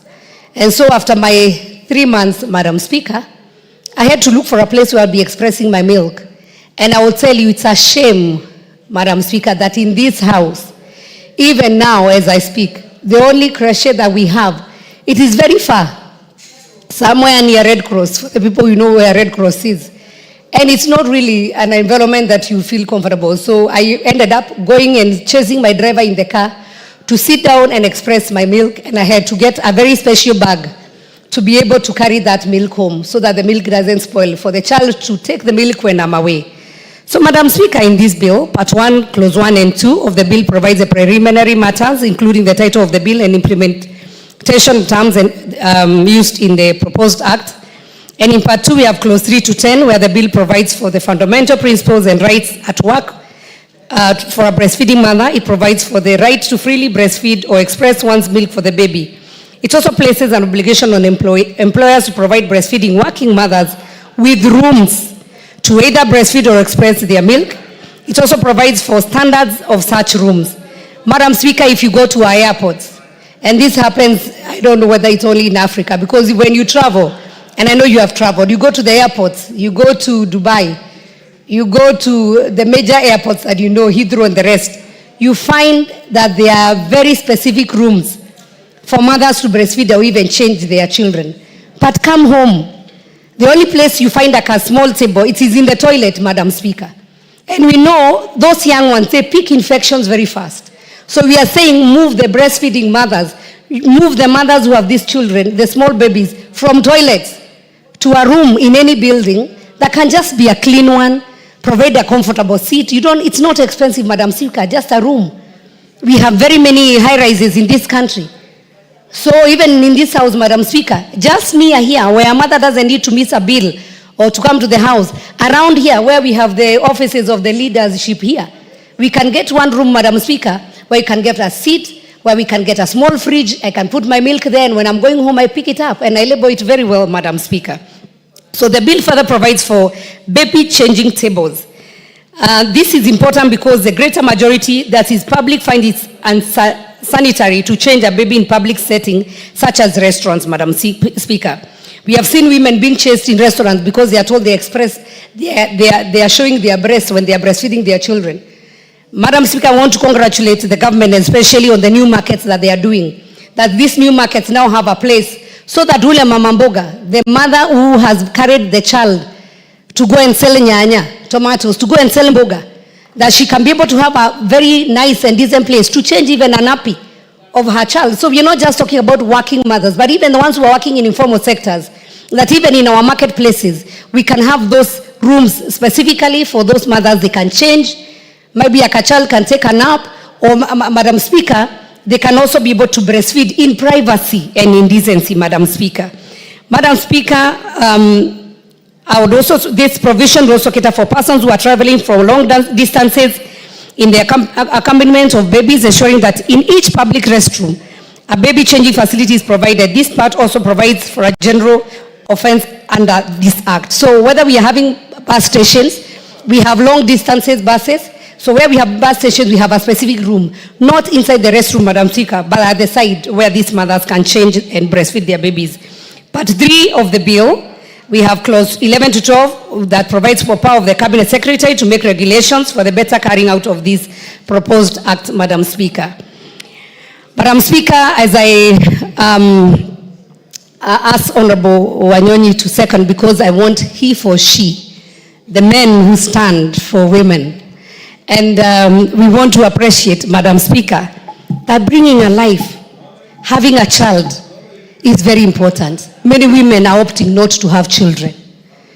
We need to have our babies. So the ones who choose, and especially the young girls, in this house, I understand we didn't have a breastfeeding place, because then the ladies who were appointed or nominated or came to Parliament were past their childbearing age. But now, Madam Speaker, we have honorable members who are less than 30 years. Some are getting married when they're in this house. So they will not stop giving birth because now they are members of parliament. They are human beings. They need to have their children, and we don't need to limit any one of them. Let us lead by example from this house to any public facility. Order, Honorable Sabina Chege. Honorable Charles Ngusi Anguna, member for Mwingi West, what is out of order? What specifically is out of order? Thank you, Madam Speaker. There's nothing out of order. I'm just enjoying the way the motherly character of Sabina Chege is trying to express this motion with a lot of emotions, and also I fully support it, but I am looking forward to contributing it because I'm a new father in town. I'll take that to be part of canter and banter for the House and allow the Honorable Sabina Chege to proceed. Allow me to congratulate Honorable Member for being a new father in town. Well done. And Madam Speaker, I also want to speak to our girls and tell them breastfeeding is fashionable. Let us know that the girls think that when they give birth, they want to give the formula milk to their babies and not to breastfeed. Breastfeeding, the breast milk is the only nutritious 100% that has all the nutrients that a child needs, including the growth of a brain of a child. And I am very sure Honorable Dr. Nikal will speak about the importance of that 6 months exclusive breastfeeding. So to our girls in Kenya, don't be lied to anyone that when you don't breastfeed, those breasts will not fall down one day. It comes with age. So breastfeed is better for the breast to fall for a reason, instead of you saying you want to deny your child that natural immunization, those natural nutrients that are needed there. And I strongly believe that no woman should be forced to compromise the health of her child in order to make a living, because a lot of institutions, and we want to give a warning, they will say when you get employed, when you get pregnant, go home. Or when you have to report at this time, I urge the employees, the employers also, Madam Speaker, to have reasonable working time for the breastfeeding mothers. You have been a mother like me. You know when your breasts are full of milk, you cannot concentrate. So when especially that milk is full and start coming out, it becomes very uncomfortable for a mother. So for the employers, let the breastfeeding mother come, might be slightly late, might be at 10, let them leave early. It is just a matter of 6 months. And because there is 3 months for the leave, maternity leave, so it might be 3 months only. But that mother is going to be more productive. She's going to be more happy. The child is going to be more healthy. And so, as I conclude, I wish to state that I believe that this bill, when enacted into law, will go a long way in protecting the right of breastfeeding mothers and preserve their dignity at work and in public places. It will ensure that the women are not discriminated from employment based on childbirth and the conditions that they come with it. Madam Speaker, I want to thank the committee that handled this matter on the social protection. Honorable members, you can have a copy of a report that the Committee on Social Protection considered this bill. We went through a lot. I want to also congratulate many institutions that came in to give their views. Madam Speaker, there were many of them. I'm trying to see whether I can be able to get them. We have the Kenya Association of Breastfeeding, Kenya Bankers Association, DONA International. We have Kenya Demographic and Health Survey, Kenya Private Sector Alliance. We had even Uhuru Community Development Project that came in, Lactation Education Consultants, the University of Nairobi, and we had many, many, many other people, even individuals who came in. I was trying to look for a name of a lady who came in. She was somebody Kimani. So I just want to mention all of them and just say thank you for coming to contribute. If any further amendment is required, we are ready to do that. But Madam Speaker, I now want to call upon Honorable, as I urge the House and the members to support this bill. By the way, it is the third time, Madam Speaker, this bill has come. I don't know who normally kills it. It has been passed in this House 2 times, first Parliament, then second Parliament, the 11th Parliament, 12th Parliament, Madam Speaker, but somehow it was killed somewhere, I think in the Senate. I now thank God that it is being dealt now in this House. And so I hope, Madam Speaker, that once we pass it will become into law, and the mothers of this country will forever be grateful. Thank you, Madam Speaker. I call upon Honorable Anyonyi to second the bill, he for she. Thank you. Please proceed, member for Kwanza, Ferdinand Wanyonyi. Thank you very much, Madam Speaker, for giving me this opportunity to actually second this motion by dear lady. What is out of order, Honorable Member for Westlands?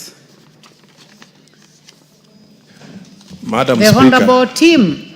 Madam Speaker, I wanted... The Honorable Tim Wanyonyi. What's out of Madam order? Speaker, I thought the Honorable Sabina Chege meant me, not Ferdinand, to second the motion because she just said Wanyonyi and I saw Ferdinand shooting up.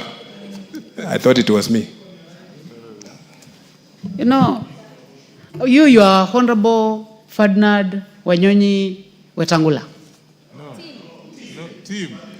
So Honorable Tim Wanyonyi. And I'll add Wetangula. No. But the Honorable Sabina Chege was very clear. He said the Honorable Ferdinand Wanyonyi. Yes. But I am going to give you the opportunity, the first opportunity, purposively, and also on the request of the mover. You may proceed, the Honorable Member for Kwanza.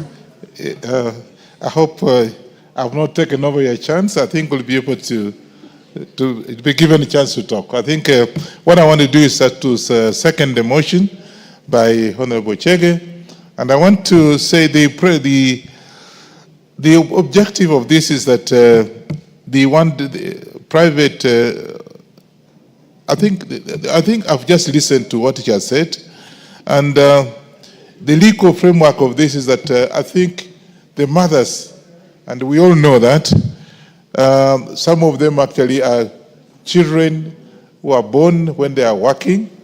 And the objective of this is that the children should actually be given a chance to be fed by their mothers.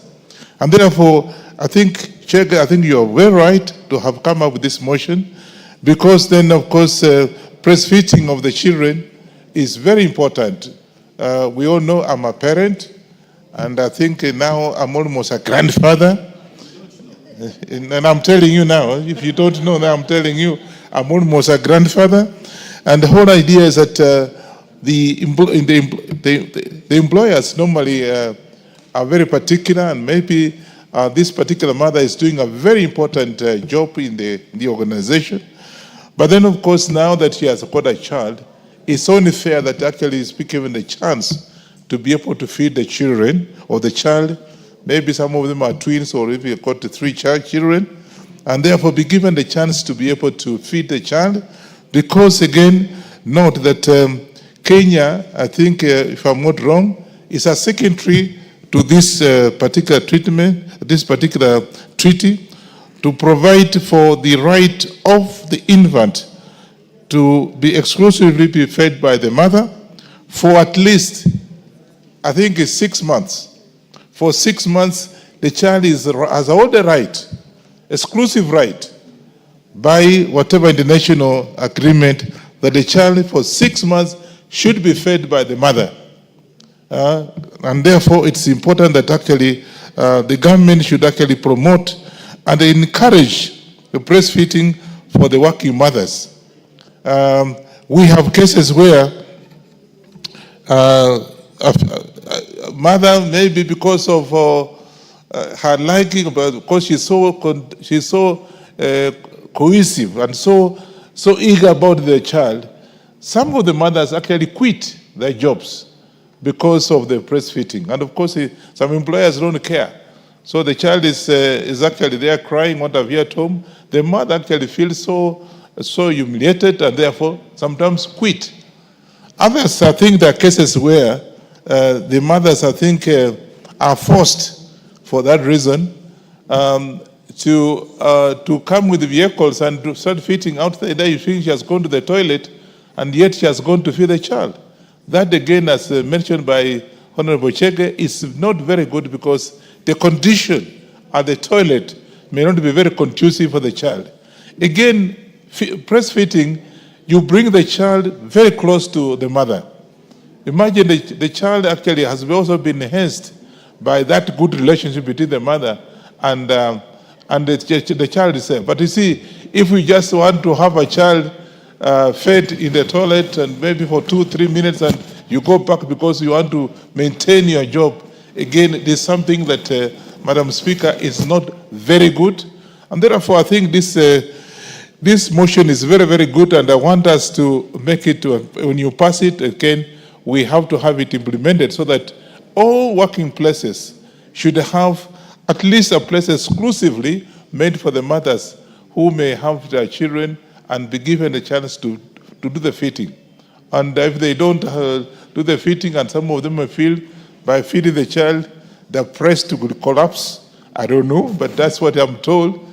Then they should carry the milk to be able to give the children, but in a very exclusive place. And basically, Madam Speaker, it's that the objective of this is that get a place where the child can be fed properly, so with hygienic conditions that are very good, not in the car, because it could be very hot, you know. So therefore, I think let's have employers actually creating a room for the mothers to feed their children, because this country has got that treaty, and that treaty is actually gives the mothers 6 months exclusively. When you give her whatever is a working vacation or whatever, for 6 months the child, so the child can be fed properly to enhance that good relationship between the child and the mother. With those few remarks, as a grandfather, I support this motion, and I think let's go ahead and implement this so that it becomes actually a law that no employer will just be there just for the sake of it. It doesn't matter what it is. You must have an area where the child can be fed, or the mothers who are breastfeeding can have the opportunity to breastfeed their infants. With those few remarks, I support the motion, and I thank Honorable Cheke for having come out with this kind of thing, because it was sometimes back, and 2015 or 2014, yeah, it was there, but I think it went unattended to. Thank you so much. Thank you very much, honorable members. I now propose the question that the Breastfeeding Mothers Bill, National Assembly Bill number 8 of 2024, be now read a second time. Honorable members, as I had promised, I will give the first opportunity to the Honorable Timothy Wanyonyi, Member of Parliament for Westlands. Thank you, Madam Speaker. First, I want to appreciate and thank Honorable Sabina Cheke for coming up with this bill. Madam Speaker, I believe that it will have been a natural thing that this breastfeeding should not even require legislation. It should be something that comes naturally. I feel that the mother, Madam Speaker, should never be ashamed to breastfeed a child in any place, in public and anywhere, Madam Speaker. I remember in the last parliament, I guess, Madam Speaker, the Honorable Suleha sneaked in the chamber with a baby tucked in her, and somebody said there was a stranger in the house. I think she was just minding the business, and she wanted just the child to be there with the mother. The setting aside, Madam Speaker, a place for mothers to go and breastfeed is something that is very, very good. And on this, I want to echo the Safaricom, I think, is the first company, Madam Speaker, that has come up with that idea that there's a place where mothers who are breastfeeding, they have their children there, they take off time from work to go and breastfeed and sit with the child, and that is something that makes the child not to miss the mother.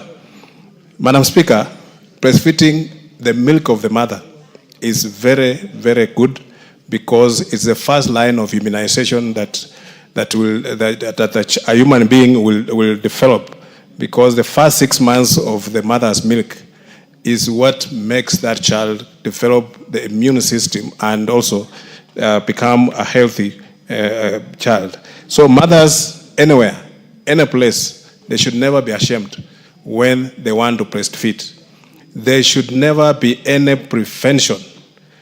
I read somewhere where a mother who tried to feed a child in a restaurant, and then the restaurant quickly ejected her from the restaurant, and they say she was doing something that was not allowed.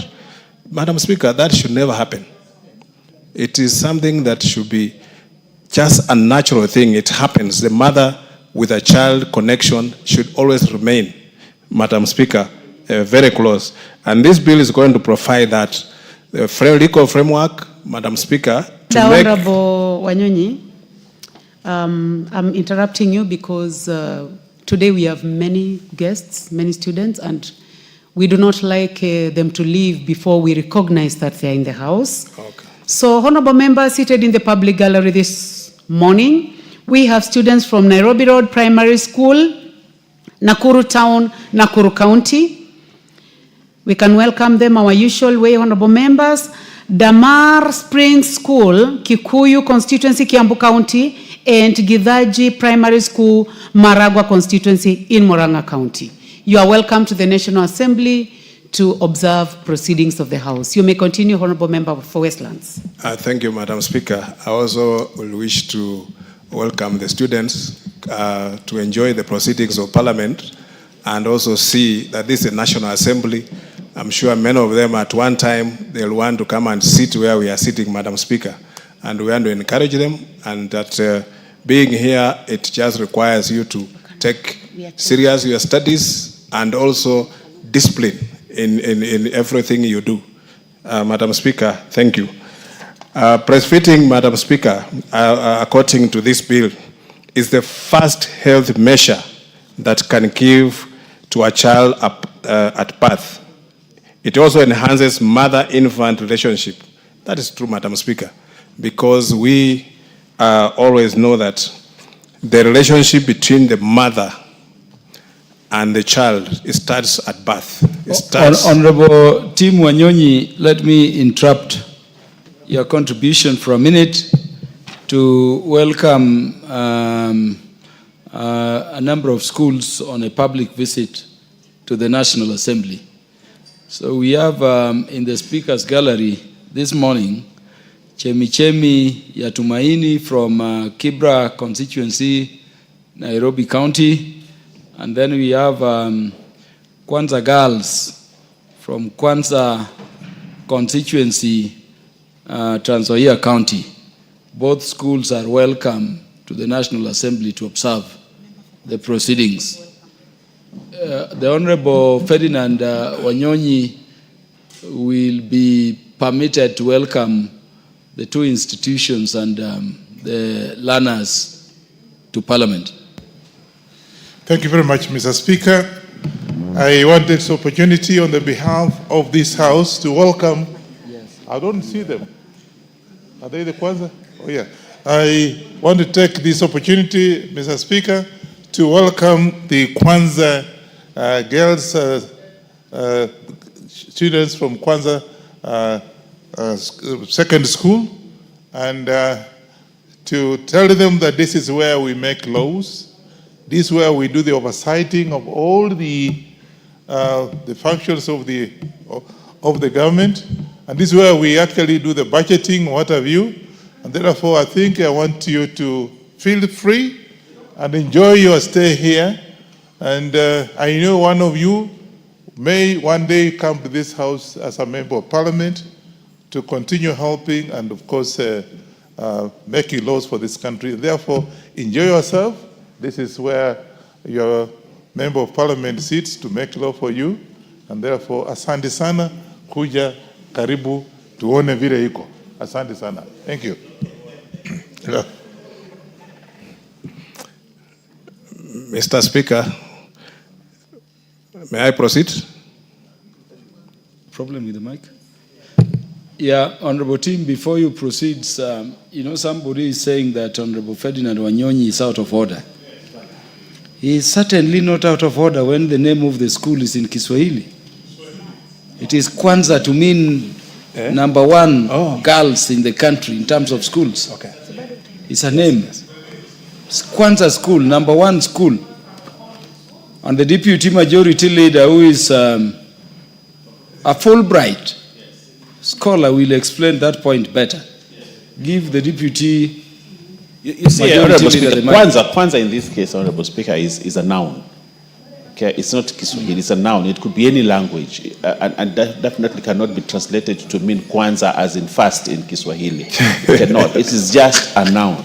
And therefore, for him to mix a noun and the Kiswahili language and say that they're the same, it doesn't work like that. So, just like Wanyonyi is just a noun. It is not a language. Just the fact that it's called Wanyonyi does not permit him to speak Luya in this assembly. It does not, and therefore he needs to withdraw and speak in English, because the standing orders in this house are that you cannot mix two languages. You either start with one and finish that with the same language, or start with whatever. That is what it means. So he needs to withdraw and say what he wanted to say in English, or he chooses to start in Kiswahili and end in Kiswahili, or if he wants to speak in Luya, he can start from Luya and end in Luya, and no other languages in between.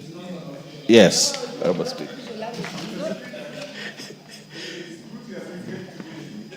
Give Honorable Ferdinand Wanyonyi the mic.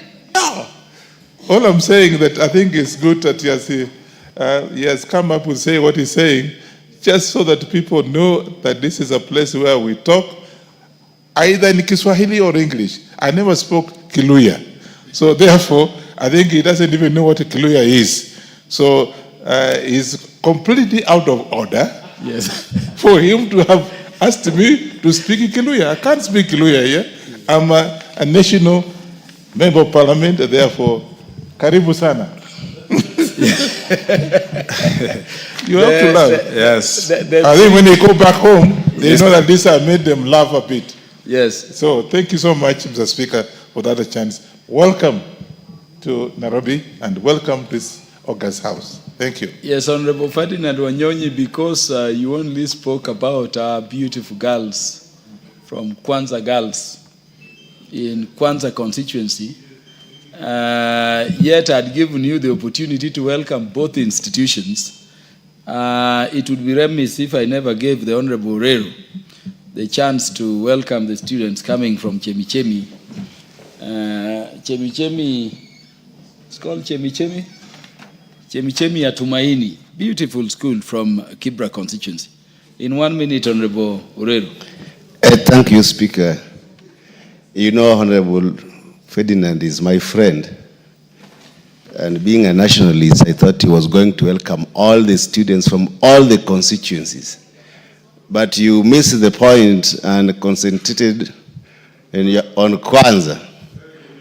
But you also have other students from other constituencies who are here. First, I want to welcome all of them to this prestigious August House. But most importantly also, we have Chemichemi School from Kibra constituency. And today we are having Kwanza, Chemichemi. I think they are all nouns, as my brother said. These are names that not necessarily mean the Kiswahili terms, but they are names that mean these schools are called with those names. I want to welcome them today to this great house, and also see that people who live in formal settlement can also come to the National Assembly. It is not a preserve for those who live in prestigious places. Feel welcome, my students from Kibra and from other parts of the country in this house, and make sure that in the future you also work hard to become a member of this National Assembly. Thank you, Mr. Speaker. The Honorable Tim Wanyonyi now has 5 minutes to conclude his contributions. Thank you, Mr. Speaker. Mr. Speaker, I also just on a light note that there's no language called Luya. There's various dialects in the Luya community. We have the Bukusus, we have the Wanga, the Marakole, all not like that. But there's no language called Luya. We have those dialects, Mr. Speaker. That's on a light note. Mr. Speaker, this bill also provides for mothers to have a place where they can go and change their children without having any shame, without fearing anything about hygiene. And this, Mr. Speaker, it should be provided anywhere, any place that is frequented by people, whether it's a mall, a restaurant, any place where, Mr. Speaker, that people are allowed to go and socialize. So that, Mr. Speaker, this is bringing to providing a legal framework so that these things now are recognized in law, and that even members of parliament who will have children while they are in serving as a member of parliament, they should have a place within the precincts of parliament to go and breastfeed or change the child. They should not be ashamed to carry the child to a place of work, Mr. Speaker, because many times the mothers are forced, sometimes some even quit jobs to go back and breastfeed and or take care of the child. And sometimes we are not even sure, Mr. Speaker, if you left your child with a caregiver, sometimes they end up even abusing children. But with a mother, Madam Speaker, Mr. Speaker, the mother will be sure that the child is safe, and the first line of a mother interacting or socializing with the child is at that early stage, early stage of the child, Mr. Speaker. And you know, Mr. Speaker, I said the science of how a child is carried with, when the mother is carrying the child, is always on the left side of her body, because that's where the heart is. The child listens to the heartbeat. When the child is in the womb, the heartbeat is like music to them. And if you look carefully, even the way women carry their handbags is always on the left. And Mr. Speaker, because that just shows that it is where the life is. And we know, Mr. Speaker, that being a mother is an honor. There's one Tanzanian musician who sang and say that mama hana mfano. And many times, Mr. Speaker, you'll find that maybe, especially young mothers, they'll be very much afraid to breastfeed. For example, if they are traveling in a public transport and a child wants to breastfeed, you find that maybe she gets a bit scared about how she can remove her breast and let the child feed. And that is something that we want to encourage, that the first line of immunization, of immunity, it should be built at that path, at the path when the child gets the mother's milk, and it's the first time that the child interacts with the world is the mother. The first time that the child will get to know the environment around where the child is interacting is the mother. And therefore, breastfeeding and changing the child and even bathing the child, it is something that it is so natural, and the mother should always be free and to interact with the child, Mr. Speaker. Therefore, I want to support this bill, Mr. Speaker, knowing very well that it is coming at a time when we are having so many cases of young people who are not being, even shying, Mr. Speaker, to give birth, because sometimes somebody feels that maybe when they get pregnant at work, they might lose their job. And that going on maternity leave sometimes also does not give enough time for the mother to interact with the child. Therefore, this is a very important bill, and want to support and also thank the Honorable Sabina Chege for coming up with this bill. Thank you, Mr. Speaker, for giving me an opportunity to. The Honorable Karoli Omondi, you want to speak to this? No. You're waiting for the next. Actually, I was waiting for the motion by Honorable Tim Wanyonyi on land use, but I think he was not around. Okay, thank you. The Honorable Dr. James Nyikal, you want to speak to this? Yes, please. Honorable Sabina Chege, are you proposing that lactating members of parliament will also have space to breastfeed within the house? Because I believe that is what clause 3 of your bill means. And the speaker would be very pleased. Is that what you are proposing? Because you remember the battle we had before. You will have a chance to explain when you reply. Let the chair of the Departmental Committee on Health tell us the benefits of this bill. Dr. Nyikal. Thank you, Mr. Speaker, for giving me the opportunity. Mr. Speaker, I rise to support the bill. And I support the bill, one, because the object of the bill is noble and natural and something we shouldn't even debate. The whole of human effort is actually for human survival, and human survival is basically the survival of babies. And the object here is to make it possible for mothers to breastfeed, something that God himself has provided for, that babies should breastfeed. And this is actually, breastfeeding is the most appropriate way of giving babies nutrition and looking after them. It is the most appropriate. Breast milk has all the elements that are required for growth, for protection, and even for psychological growth. It has the proteins in the exact amounts that are required, so that there is literally no wastage. Other foods we eat, there's a lot of wastage. But with breast milk, everything that goes in is actually utilized. It has all the elements that are protective of the baby's life. It has a protective value as well. Breast milk is actually alive. It has living components. It has some cells that actually are derived from the mother that are protective. And so that when the babies are breastfed, they are less likely to get sick even when they are exposed to microbiomes, things that cause illness. It actually have elements that actually kill some bacteria and some viruses as a component of it. It actually, in cases of mothers who are vaccinated, it actually confers protection on the baby to diseases the mother has been vaccinated against.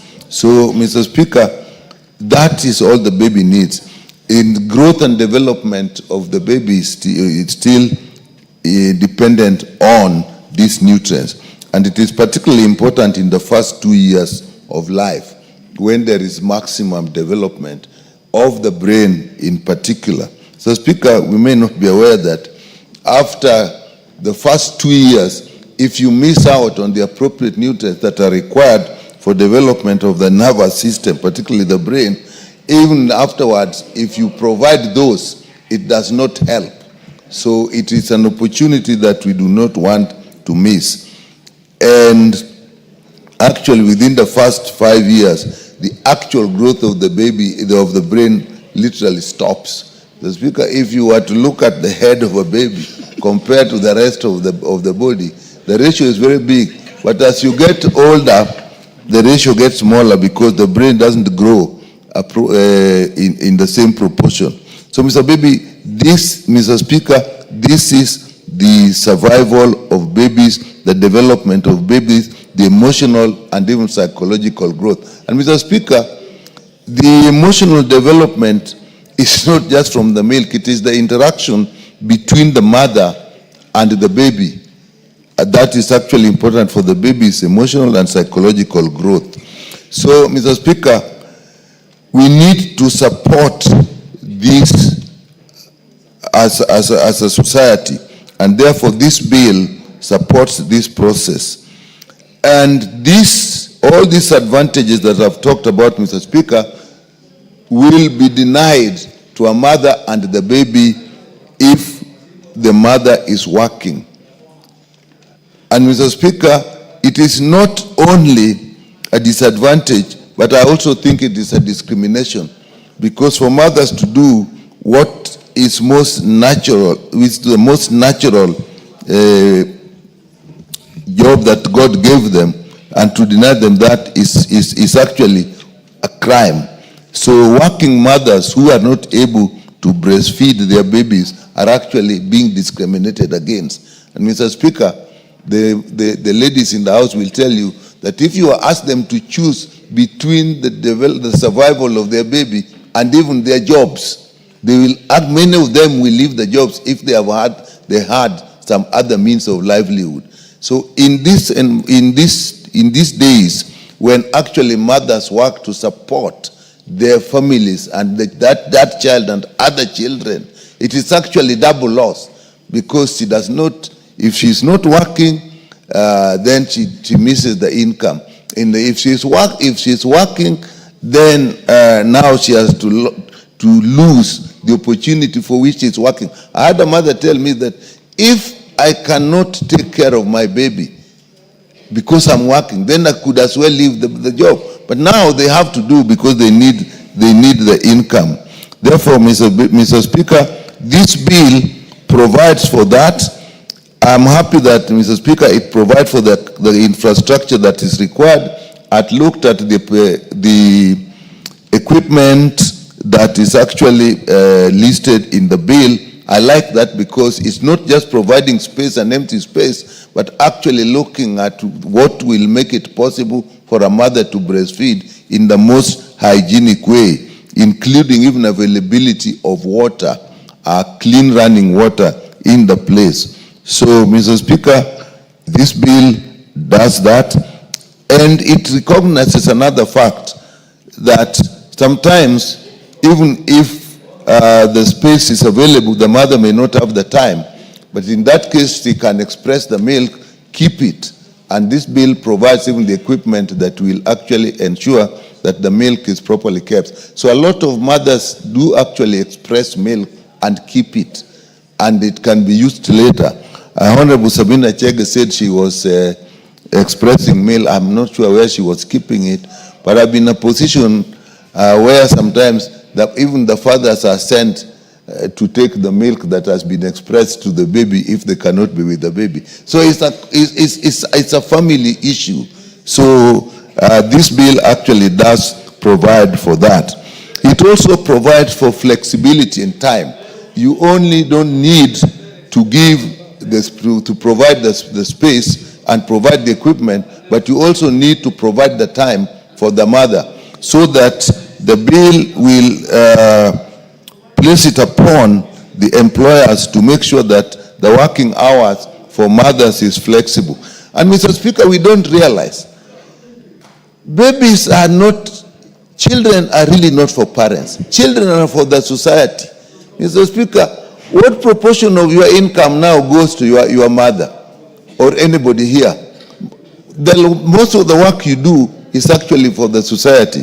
So the society must actually make a lot of input in the development and the growth of the babies. Therefore, providing for flexible time, giving some time during the working hours should not actually be considered as a loss to the company. It is actually an investment to the society at large. Mr. Speaker, this bill provides for enforcement so that an employer who fails to provide this, to make provisions that the law requires, actually can be sanctioned. So it is complete. It provides the infrastructure. It provides the equipment that's required. It also calls for flexibility in time for the working mothers so that they can achieve what is actually important, just not for the mothers, but for the society at large.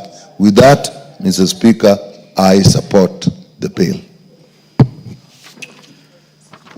The Honorable Mary Emase is recognized to make her contributions to the bill.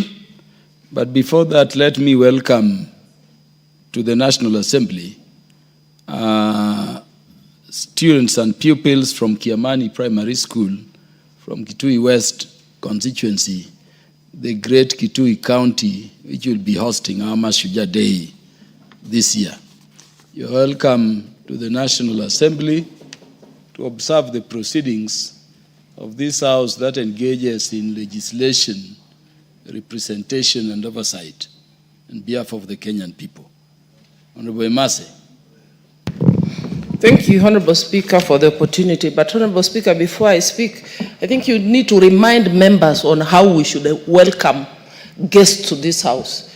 Because when you say let's welcome in our normal way, then you don't hear any sound, and it means members have forgotten that we need to thump our feet. And that is how we welcome guests to this House. Thank you, Honorable Speaker. Honorable Emase, thank you for that reminder to fellow honorable members. And so before you proceed, let me also, on behalf of the Speaker and on behalf of the House, welcome students who are seated in the Speaker's gallery, also from Arkoyet Girls High School in Bureti constituency in Kericho County. They are also welcome to observe the proceedings of the House. And I want to allow you, Honorable Emase, as you make your contributions, on behalf of the members, to welcome all the visiting students. Thank you, Honorable Speaker. I want to take this opportunity to welcome all of you, all the schools present in this August House today, to observe the proceedings of the National Assembly. I just want to inform you that at one time we were all seated where you are seated. Probably some of us never even managed to get an opportunity to visit the Parliament, but know that you are on the right track, and one day you can be a leader, you can be a legislator, and you could also be seated here. So work hard, focus, and you will become the leader that you would want to become. Having said that, Honorable Speaker, I want to contribute to this bill and just again, just appreciate Honorable Sabina for this bill. Honorable Speaker, the benefits of breastfeeding cannot be gainsaid. We know that breast milk is food for every child with all the necessary nutrients, sufficient, uniquely designed to meet the requirements in terms of nutrients at every stage of a child's growth. And I think that's why doctors advise that every child needs to be breastfed for at least a minimum of 6 months. Honorable Speaker, last week I visited a friend and I found her expressing her milk. And I asked her, why are you doing this? And she's like, you've forgotten tomorrow is Monday. And in fact, she said, I've been expressing milk and storing it for the last 1 week because I know I'm also traveling. And therefore, Honorable Speaker, this bill is requesting that each public institution needs to have at least a safe space. Should give any lactating mother the dignity in breastfeeding and a decent place to be able to do that. Because most of the time, because of the inconvenience or lack of space, convenient space to be able to breastfeed, many mothers have resorted to expressing milk early and storing, which may compromise the safety, and also probably a contamination may arise because we leave our children to caregivers. So you don't know how the milk may be handled and stored, and that may lead to infections to our children. Honorable Speaker, some mothers have also resorted to giving their children, even before the expiry of the mandatory 6 months, alternative sources of milk, formula milk, which is powder milk, which has to be mixed, and in the process. So that is why it is important that we give these spaces provided so that a mother can breastfeed directly. The child gets milk directly from the breast, which therefore guarantees even the safety, the cleanness, the hygiene needed for this child, Honorable Speaker. Honorable Speaker, in fact, I want to say it should not be limited to only public institutions or buildings. Even in our markets, we find some market centers do not even have washrooms. So where are we going to put the table for this mother, lactating mother, to change the child or to breastfeed the child? Some do not even have water. So it should even be extended such that even in all our markets where we have washrooms, there should be an extra clean room with a table, with a seat, where any mother can walk in there, wash their hands, remove her child from the back, change, breastfeed, go back to and sit and sell her vegetables, sell her tomatoes. Honorable Speaker, this is a very important bill, and I want to say that we should support it, and it does not have any extra cost. In this National Assembly, we do not need to construct an extra room. It is just a matter of dedicating one of the existing rooms and equipping it with a table and a sink and flowing water. And any member can walk out of, have a health break and go and breastfeed her child and walk back to the chamber. And you know, when a mother knows that the child is safe and the child can be fed, is okay, then a mother can be able even to concentrate and give more value even to the employer. With those few remarks, Honorable Speaker, I support. Honorable Emase, before you conclude, because you know what the Constitution says at Article 53, sub-Article 2, that in all matters concerning a child, the best interest of the child will be the paramount consideration. Assume you are making your contribution as you are doing, and your child who is also outside the chamber is crying to breastfeed. What would you recommend the bill should provide for in such situation? Honorable Speaker, I have just said if we have that room where my caregiver can walk in with the child and I can take a break to go and breastfeed. In this case, you are in the middle of contributions. Definitely, I will have breastfed before walking into the chamber. No, I'm saying the child is crying as you contribute now. Yes. Should we allow the child into the chambers to breastfeed, as happens in other jurisdictions? Yes, if it is an emergency, I could walk out of the chamber and breastfeed. Thank you, Honorable Speaker. I thank you. The Honorable Joanna Ngeno will clarify that point as he makes his contributions. Of course, Joanna Ngeno is the new father in the House. Mr. Speaker, I will gladly support this bill, Mr. Speaker, because I would say as the last born, I believe in totality that the smartness that I have, even today, is attributed to the fact that I was breastfed until when I was in class 1, Mr. Speaker, so that when I go back from school, I will rush fast to go and to be breastfed. Mr. Speaker, it's very, very important, and this bill will go a long way in ensuring that our mothers and our sisters, our wives, when they are in place of work, they can actually breastfeed with dignity, without fear or without even having any serious issues on the emotional attachment to their kids when they are breastfeeding. Mr. Speaker, I duly agree that much as we have traditions and beliefs that we normally have as Africans, there are things also we need to accept and agree to put into consideration. Just like the suggestion that you are making, Mr. Speaker, that suppose a member of this House is contributing or is in this House and of course gets a notification that the baby is crying and wants to be breastfed.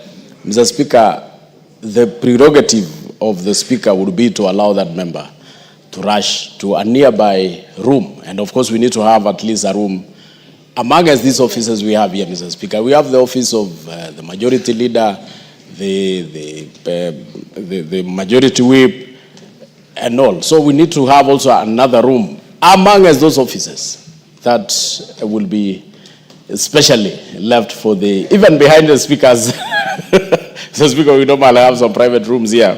We can have one for our friends and colleagues in this House, Mr. Speaker, whenever they want to breastfeed, so that in case there is an emergency, a baby is crying outside there, they can easily maneuver their way there and come back and continue with the proceedings. Mr. Speaker, I duly support and I really respect the fact that we need, as I said, as Africans sometimes we stick to so much traditions to the extent that we forget that things have changed. Mr. Speaker, respect to our kids, to our children is very paramount. The places sometimes we went to school outside these countries, Mr. Speaker, a child is given total maximum respect so that a child of below 13 years, even if they enter a bus and you are seated, Mr. Speaker, however old you are, you must give way to the kid to sit. So I think those are traditions that we also need to adopt because we need to give respect to our kids and of course, and give respect to our mothers and our colleagues. So, Mr. Speaker, I fully support. I want us to have in every opportunity, if it is hospitals, we need to have that particular special place. If it is place of work, we need to have that special place. If it is parliament, we need to have that special place.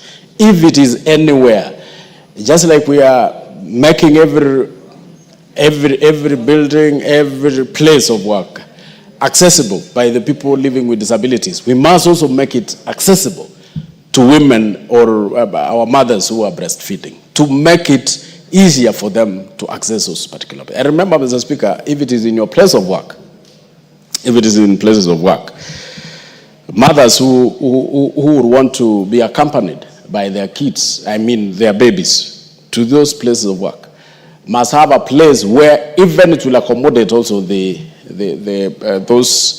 who are taking care of these kids. So it is not only just creating a space for breastfeeding. We must also have that space, have all the facilities to accommodate those mates who will be taking care of the kids while their mothers are in their place of work. Mr. Speaker, I support fully, and I will want to encourage Mheshimiwa Sabina Chege to work on more bills that touches on mothers and children. Mr. Speaker, I support. The Honorable Basil will make his contributions after the Honorable Agnes Pareyo from Narok North on account of gender considerations. But before that happens, allow me to welcome visiting institutions to the House of Parliament. Honorable members, we have in the public gallery students and teachers from Mutus Mixed Secondary School in Mbeere North in Embu County. We also have in the public gallery Gakanga School from Kieni constituency in the Great Nyeri County. And then we have pupils and students from Oloikum Nasera Primary, Kajiado West constituency, Kajiado County. The pupils, the students, and their teachers are welcome to the House of Parliament to observe the proceedings. Honorable Agnes Pareyo, you will welcome the students and proceed to make your contributions. Thank you, Mr. Speaker, for giving me this opportunity to welcome all the students from other constituencies to this great house. And I want to urge them to watch the proceedings and look at what we are doing and learn from what we are doing here.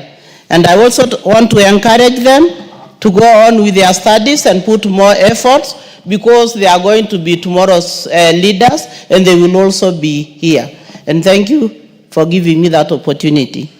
And to the bill, Mr. Speaker, thank you also for giving me this opportunity to contribute to this breastfeeding bill by Honorable Sabina Chege. And I want to say that as breastfeeding is godly. It's so natural, and that is the only way a newly born child communicates with a mother. When you enter into a house where a mother is breastfeeding the child, you will think there is somebody else. Because this mother is talking. And you'll start looking for who is this that she's talking to. She's talking to the baby, and the baby is carefully looking at the mother. So it's another way of communicating with this baby. And the mother's milk is nutritious, that it's complete food, it doesn't need anything else. You can breastfeed your child for 6 months and the child will grow because it has all what it needs to be complete food. And this milk helps to develop a child's brain. And so it's important to make sure that breastfeeding has a place and has all the respect it deserves, so that this mother can breastfeed the child without fear or without thinking that where she is not right.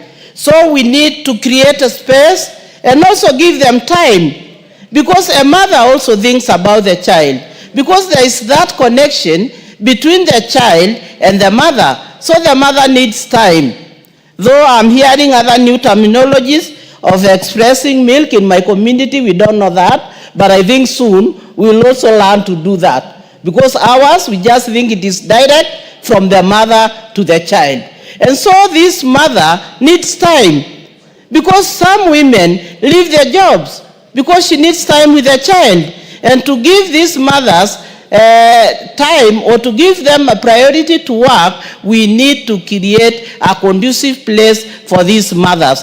It's just not only another place, it's a special place, because what they are doing is special, and the child has a right like any other person in this world. Once the child has come to this world, she has a right. The first right she has is for the mother to breastfeed that child. So for me, I support breastfeeding this bill, and to say that it is important, and we must all have in the markets, in the working places, everybody who is employing somebody who is breastfeeding must make sure that this woman has time to go and breastfeed that child. And for that reason, Mr. Speaker, I support. Thank you. Thank you, Honorable Pareyo, also for the good community service you are doing before and you continue to do around those other issues concerning the family. The Honorable Basil is now recognized to make his contributions. Thank you, Mr. Speaker, for giving me the chance to contribute. Allow me to appreciate Honorable Sabina Chege for this very important bill, Mr. Speaker. As a father of two, Mr. Speaker, and I know you are also a father, and my good friend Parashina is a father of three, we all know what mothers go through. Honorable Basil, in our African culture, we never count our children. No, you don't count, yes. Also as men. I don't know whether the Akamba culture permits, but in the our Luo culture it culture does. So, as a father, I'm saying, Mr. Speaker, we know what our women go through when it comes to breastfeeding, Mr. Speaker. There's something called time poverty, whereby women actually try to balance between productive roles, community roles, and the reproductive roles, Mr. Speaker. And that's why this bill comes very timely to support flexible working hours for lactating mothers, Mr. Speaker. Some employers, Mr. Speaker, do not recognize the particular role women play when it comes to breastfeeding and the time challenge they have to be able to report to work, at the same time ensure exclusive 6 months breastfeeding, Mr. Speaker. And that's why I do support the bill, because it provides the legal framework to support lactating mothers and more so working mothers to be able to have time to provide breastfeeding, or to breastfeed their child, at the same time be able to report to work and contribute to the well-being of the economy, Mr. Speaker. Importantly, Mr. Speaker, if you look at the first world, they have similar laws, Mr. Speaker. So having this bill passed through by this parliament will put Kenya at the same path, the same level with advanced economies, which recognize the contribution women make to the economy. At the same time, the role of women when it comes to reproductive activities within households, Mr. Speaker. If you look overall, by having this bill, Mr. Speaker, the immunity, the health care of infants will be promoted, Mr. Speaker, because breast milk provides essential antibodies as well as nutrients that are important to boost immunity of infants, Mr. Speaker. And as an output, when a child immunity is boosted, Mr. Speaker, you reduce the costs related to health treatment for infants. These will actually save money for many families, and that's why we recommend for exclusive 6 months breastfeeding, Mr. Speaker. Importantly, Mr. Speaker, the maternal health is enhanced by having such a bill. Remember, we have what we call postpartum depression that is associated with taking care of infants. And when we have such a bill, we promote health care of mothers. If Dr. Nikal was here, he would agree with me that breast milk or having room to support breastfeeding, it reduces risk of mothers getting cancer. We are talking of ovarian cancer as well as breast cancer, Mr. Speaker. And that's why this bill is so timely, Mr. Speaker. Additionally, the bill promotes family-friendly environments because lactating mothers will have a time to connect with their child, at the same time have time to support other well-being within a family. So this bill will promote family-friendly environment. And that's why I have all reasons to support the bill, Mr. Speaker. Additionally, the bill will align to the global best practices. And these I'm talking about Sustainable Development Goals number 3, which talks of good health and well-being. So having this bill, we will be able to align ourselves with the requirements from a global stage and be able to get to the list of countries that promote well-being of infants, at the same time well-being of mothers, Mr. Speaker. So in principle, the bill will also eliminate discrimination. We have seen mothers who are not even allowed to board public vehicles when they are lactating or when they are breastfeeding. Sometimes they are harassed in vehicles. So having this bill, we provide the legal framework to protect these mothers and to criminalize issues of discrimination when it comes to lactating mothers, Mr. Speaker. And lastly, Mr. Speaker, as the Vice Chair, for member services and facilities, I'll actually champion for spaces where lactating mothers, including our staff, can be able to breastfeed their infants. So with this, I submit and I support the bill, Mr. Speaker. Thank you. Honorable Basil, you know, there is an inquiry I keep making, which is not idle. You remember a similar suggestion was made by the Honorable Suleha in the previous parliament, and I know the mover of the bill I can still remember. And when we were chasing with a child from these chambers, a week later, in the United Kingdom Parliament at Westminster, a member was contributing with a child on her bosom. And by the way, when it could not continue, the Speaker of the House took the child and held the child. It was the flower of the future.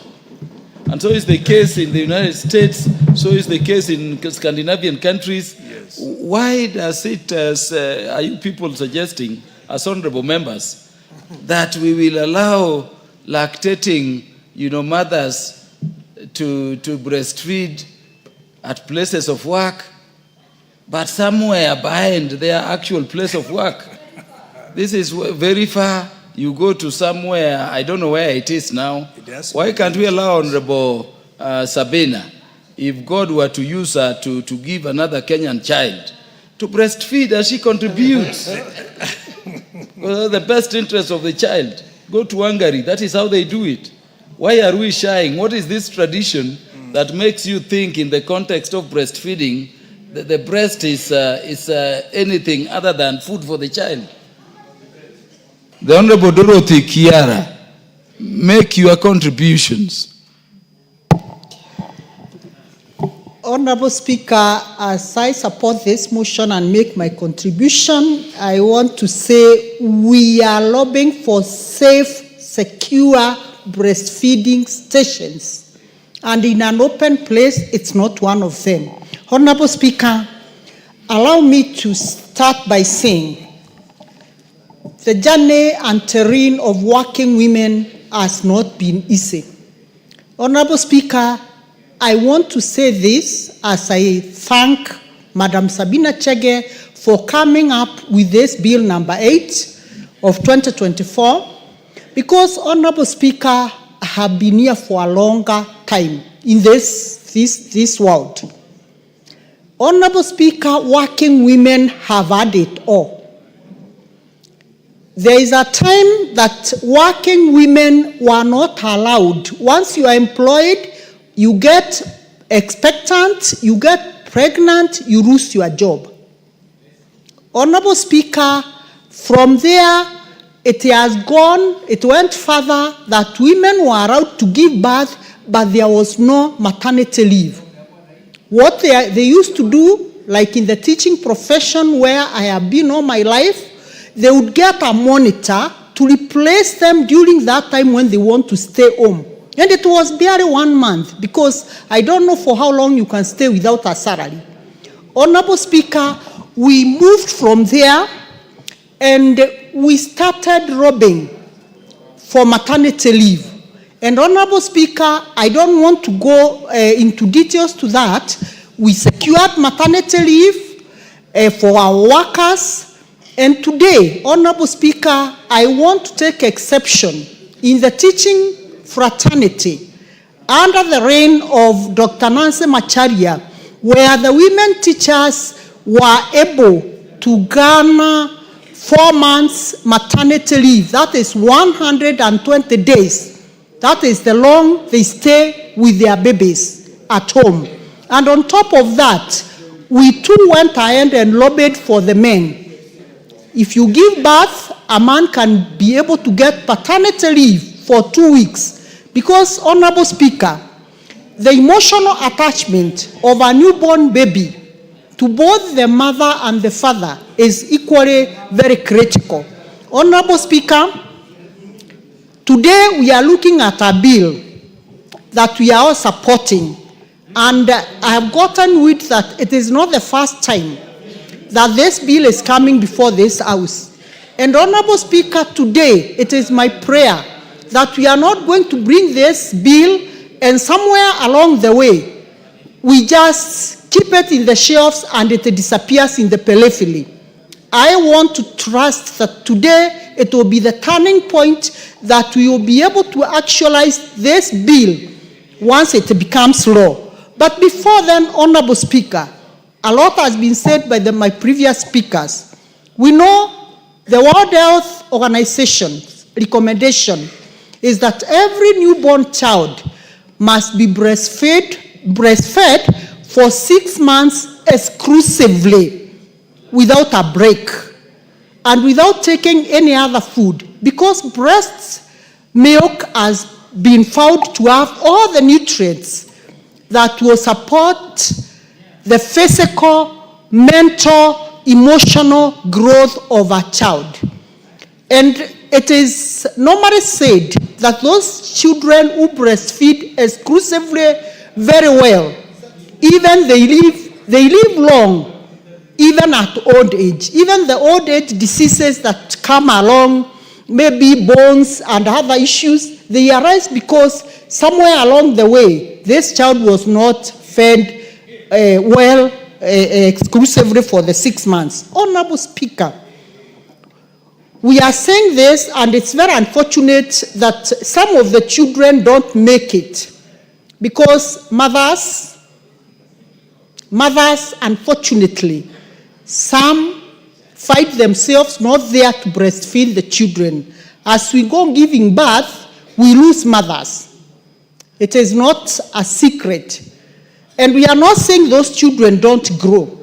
they also grow. But we are now today insisting that those mothers who are able to see their children, let those children have an opportunity of being fed, breastfed for these 6 months. Honorable Speaker, I want to make a few proposals, Honorable Speaker, because this recommendation, this bill is recommending several things that must be done. And as we wait for it to be assented to law, there are several things that we can be making even at our level. What does it take to have a breastfeeding station, even, for example, in our schools, Honorable Speaker? We know the National Government Constituency Development Fund is doing a lot in our schools. You build classrooms, you are building laboratories, you are building administration blocks. Honorable Speaker, let us action, even before anything else, that when you are doing the administration block, just carve a small room so that you put it aside there and say, this is a breastfeeding station. Honorable Speaker, we are doing markets everywhere across the country. And I want to thank His Excellency, the President of the Republic of Kenya, because for the first time, Honorable Speaker, our market women are going to live in dignity. Honorable Speaker, we are having markets being elected across the country. And Honorable Speaker, it is the high time that we lobby the Ministry of Housing so that as these markets are being constructed in their plan, they can put and shelve in every market a small area where we can call it a breastfeeding station. Honorable Speaker, so that by the time even this bill sees the light of the day, we shall be sure and certain that we are not going to start asking ourselves, where do we get these houses? If all the markets that are being done today, we carve out an area and call it a breastfeeding station, Honorable Speaker, the only thing that will be left is these other accessories that we are talking about, the table and a small table where a baby will stay and some benches where the girls who will be bringing these children will be staying as they wait for the mother to come and breastfeed the child. Honorable Speaker, it is equally important to note that, Honorable Speaker, most of these things that we tend to think they are very difficult to implement. It is us, the leaders, who sometimes fall short of following up on what we say. Honorable Speaker, like I remember very passionately, and I want to say this, Honorable Speaker, as much as it's not related to this bill. Honorable Speaker, some years back, there was a bill that was passed by an honorable member in this house, which we used to call the Musira Bill. The Musira Bill used to talk about pension and how pension should be paid to our workers who have left either the teaching service or any other service. And the Musira Bill was passed in this house. But Honorable Speaker, up to date, the Musira Bill died a slow death, and now we are talking about other ways of, Honorable Speaker, paying pensions. So, Honorable Speaker, I want to urge this House, as I support this bill, as I support Honorable Sabina Chege, I want to say, Honorable Speaker, it is the high time we as women of this country, we follow up all the issues that touch on women, and we are going to lobby you men so that this bill sees the light of the day. Honorable Speaker, I want to say it's a very, very progressive bill. It is a bill that we need to pass as early as today, Honorable Speaker, so that we give dignity to our lactating mothers. Thank you, Honorable Speaker. Thank you, Honorable Dorothy Kiera nominated MP. Before further debate, let me welcome the following institutions visiting the National Assembly to observe proceedings to the House. We have in the public gallery students and teachers from the following institutions. One is Utithi Primary School in Kibwezi East constituency, Makueni County. Number 2 is Chepkolon Green Islands School from Ainamoi constituency in Kericho County. Number 3 is St. Vincent de Paul Boys from Kitutu Chache constituency in Kisii County. Number 4 is Heroes of the Nation School, Kitutu Chache constituency, Kisii County. Number 5 is St. Benedictine Cap Kimiluo School, Bomet East constituency, Bomet County. Number 6 is Mukungi Primary School from Kinangop constituency in Nyandarua County. And then we have Nyangwa Girls from Bere South constituency in the Great Embu County. All those students, pupils, and teachers are welcome to the National Assembly to observe the proceedings of the House. The Honorable Ibrahim Sanei is now recognized to make his contributions and give us the perspectives of the northeastern part of the country.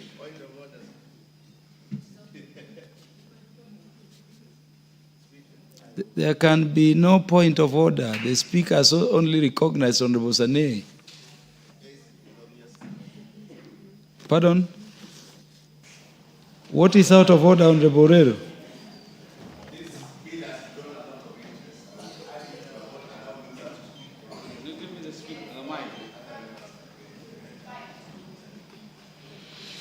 There is very little we can do. That motion on the Borero having not been moved at the beginning when the bill was proposed for debate. What I would urge members is to, reduce the time so that as many as of you can contribute to the bill. Honorable Sani, so you don't have to use the entire 10 minutes. If you can... Thank you, Mr. Speaker. Contrary to the assertions of Honorable Dorothy Modoni, I was not breastfed myself. Not because I did not have a mother or I lost my mother. Naturally, I refused to take breast milk. And so is my firstborn. He did not take breast milk. And we are doing well. She made an assertion that those who don't breastfeed may not live long. I want to live as long as 100 years. And in as much as I support this motion, I know breast milk is of great importance to both the child and the mother. It offers giving designated places to mothers who are working, gives them that flexibility and work arrangement that is friendly to them so that they can bond and feed their infants. It is important to both the mother and the child in terms of guaranteeing the health of their child, optimizing nutrition, and improving their greater health, Mr. Speaker. It reduces absenteeism at work. Most female workers will be available if such designated places are availed. It increases employee trust, loyalty, and productivity by female workers, Mr. Speaker, meaning there will be low staff turnover, especially for the female workers, Mr. Speaker. It reduces health cost if the converse would have happened, meaning if we wouldn't breastfeed our children, there would have been bigger costs in making sure that our children are healthier. There is also a positive public image on the part of bringing children and mothers closer at the workplace. It means we will be a nation that cares for its women and their children, Mr. Speaker. It will reduce stress. Mothers are assured that their youngsters are always close by, making sure that they work in a very less stressful environment, Mr. Speaker. There will be better work-life integration. When you will have home and work close by, it means there will be closer integration and job satisfaction shall be increased. However, I have a thinking that there is a paternity health within our law. I mean paternity leave that's allowed within the law. A 4-month paternity leave. Given the cost-benefit analysis, I hazard to recommend that can't we increase the paternity leave to 6 months, because the most crucial part of breastfeeding is 6 months, than trying to figure out bringing infrastructure, bringing in designated breastfeeding places all over the country. Imagine from the National Assembly to the assistant chief and the teacher in the rural villages in all of our locations and sub-locations. It is cumbersome, it is never cost-effective, very expensive, and I believe it will be easier if we would have legislated otherwise, making sure that we increase the paternity leave to 6 months would have augured wealth for our economy and for purposes of convenience, Mr. Speaker. Malnutrition, what it is? Malnutrition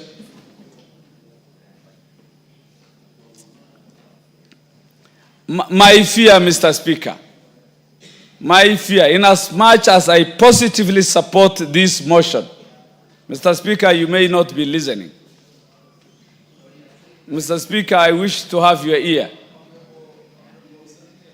Consulting.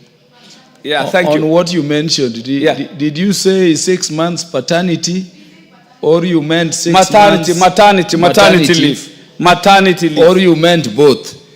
Not really, maternity. Okay, maternity. So that mothers can have at least the requisite 6 months exclusively to breastfeed their infants, than proposing infrastructure, designated areas from Nairobi, from the National Assembly to the village. We have female working teachers, female chiefs. You can imagine the cost. If we can do a little bit of cost-benefit analysis, I propose that we increase the maternity leave so that we can reduce the cost. Our economy is not doing well. We may look a bit Western. We may be a bit impracticable insofar as the implementation of this motion is concerned.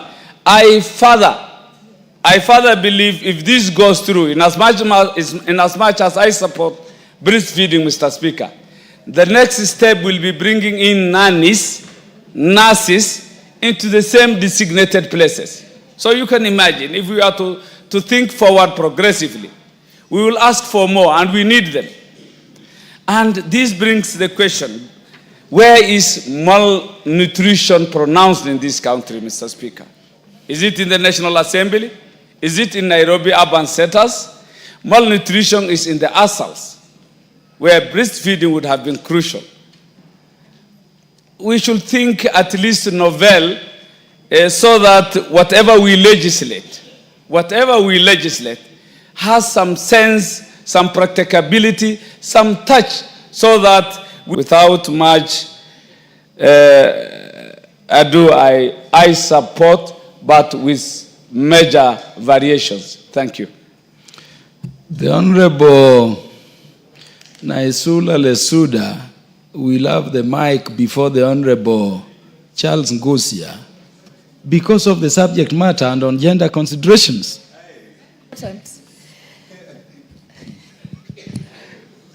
Thank you very much, Mr. Speaker, for this very important consideration. Honorable Naisula, I'm reminded to welcome a number of institutions visiting the House. Let me therefore interrupt your contributions a bit to welcome in the public and speakers gallery students from Kabiengek Secondary School in Konoin constituency, Bomet County, and students from St. Mary's Primary, Mogosho constituency, Baringo County. On my own behalf and on behalf of this House of Parliament, you are all welcomed to the House to observe the proceedings. The Honorable Naisula will now make her contributions. You may also have a sentence to welcome the visiting institutions. Okay, thank you, Mr. Speaker. And I want to welcome all the students who are at the public gallery. Welcome to the National Assembly. And I hope that you will take this opportunity to learn and also to be inspired and motivated to work hard, to excel in everything that you do, and just know that the only limitation to what you really want to achieve is yourself. And I wish you the very best, and as you travel back to your various counties, safe travel together with your teachers, and all the best. Now, Mr. Speaker, thank you very much for this opportunity, for giving me to contribute to this very important bill, the Breastfeeding Mothers Bill 2024 by Honorable Sabina Chege. And I must say I even like the title of the bill, Breastfeeding Mothers. There's no trying to make it anything else. It is just breastfeeding mothers, Mr. Speaker. And so I want to congratulate her. And from the onset, I want to say that I have realized that most of us in Parliament, and even those, let's say, who are movie script writers and all that, it is through your experiences. If you're very passionate about something, it is most likely the experiences that you have gone through that shape the ideas or what you'd really want to move. And so that is why you see sometimes when someone has a bill or a motion, they are very, very passionate about it, especially if it is through experience. That is what has pushed you towards it. And so I know that Honorable Sabina Chege got one of her children in this parliament, when she was a member in this parliament, and I'm sure that has influenced her thinking about not just herself, but other mothers, Mr. Speaker. Personally, my two children, Enzi and Zuri, I got them while in this parliament. And I must say that there are some things that have been made easier, or have made it easier for me to come back to work. Actually, if you think, or someone just thinks I got the second one is just turning 2 this month, you might not think it is true. But it is because also in Parliament I have received the necessary support that I needed as a breastfeeding mother.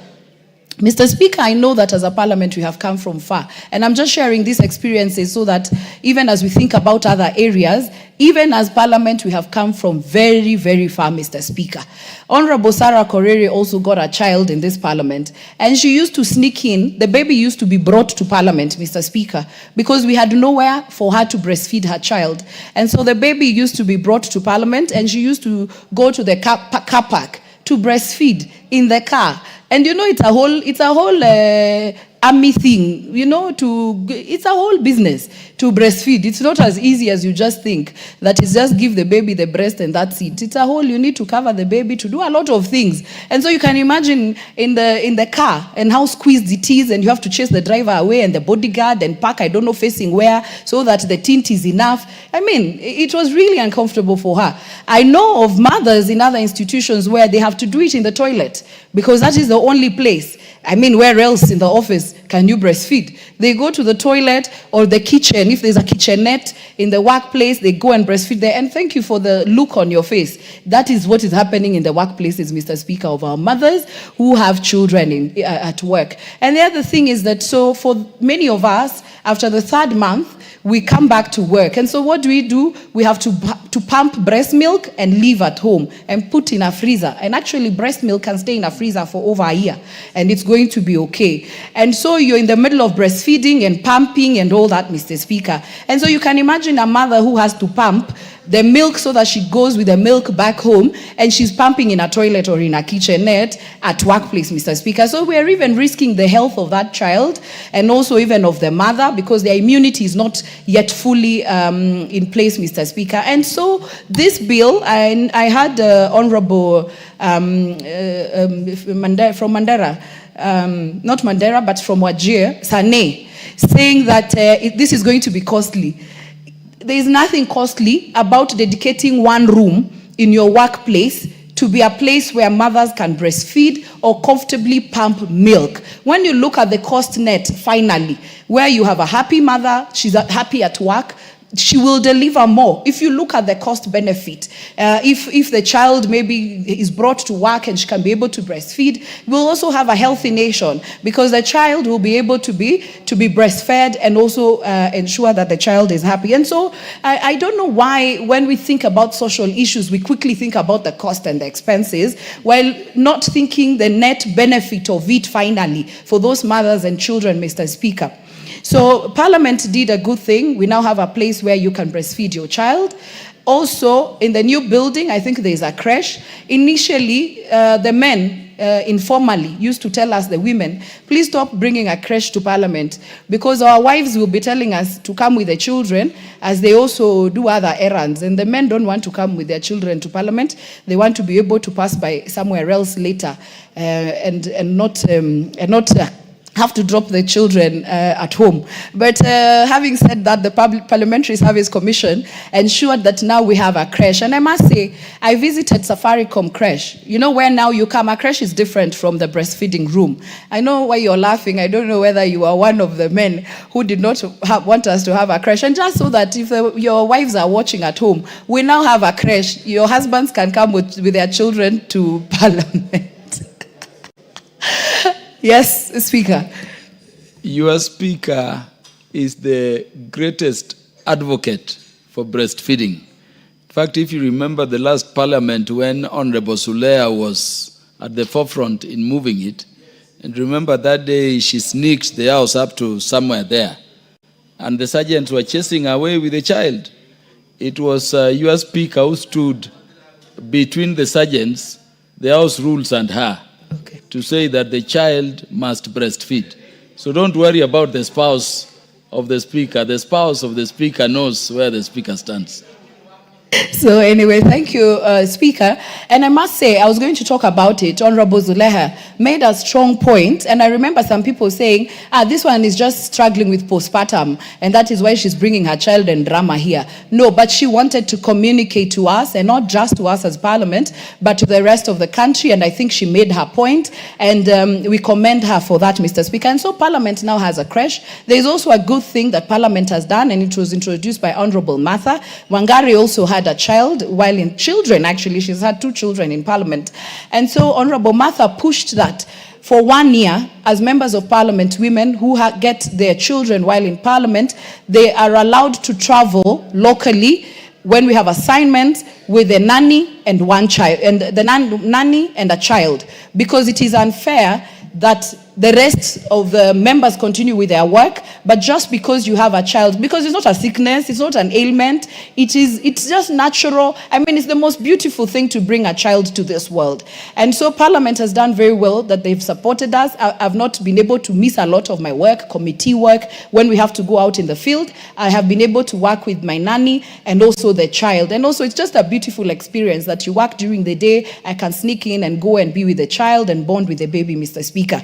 The only thing that we might want to implore the Parliamentary Service Commission is that let's not just make it the local work and local travels, but even when we have assignments sometimes out of the country, we can just consider it for a year, so that also the women, the mothers who are breastfeeding in Parliament, Mr. Speaker, do not miss on their assignment outside the country just for a year. And at any given time, Mr. Speaker, there can only be one lady or two who are expectant or who are breastfeeding in Parliament, Mr. Speaker. And so I wanted to commend Parliament, the Parliamentary Service Commission led by the Speaker, and also the clerk for facilitating and enabling the mothers in this House have these opportunities, but also to urge all other institutions from the top level, even if it's at the chief level, Mr. Speaker, that even a mother who has a complaint wants to go and see the chief. I don't have to leave my child at home. I can come with the baby as I'm on the queue waiting to see the chief, and I want to breastfeed. Let there be a small room where a mother can go in and breastfeed. And so I'm not just talking so that it's not a matter of the privileged. It's not supposed to be, in Parliament and all the top offices.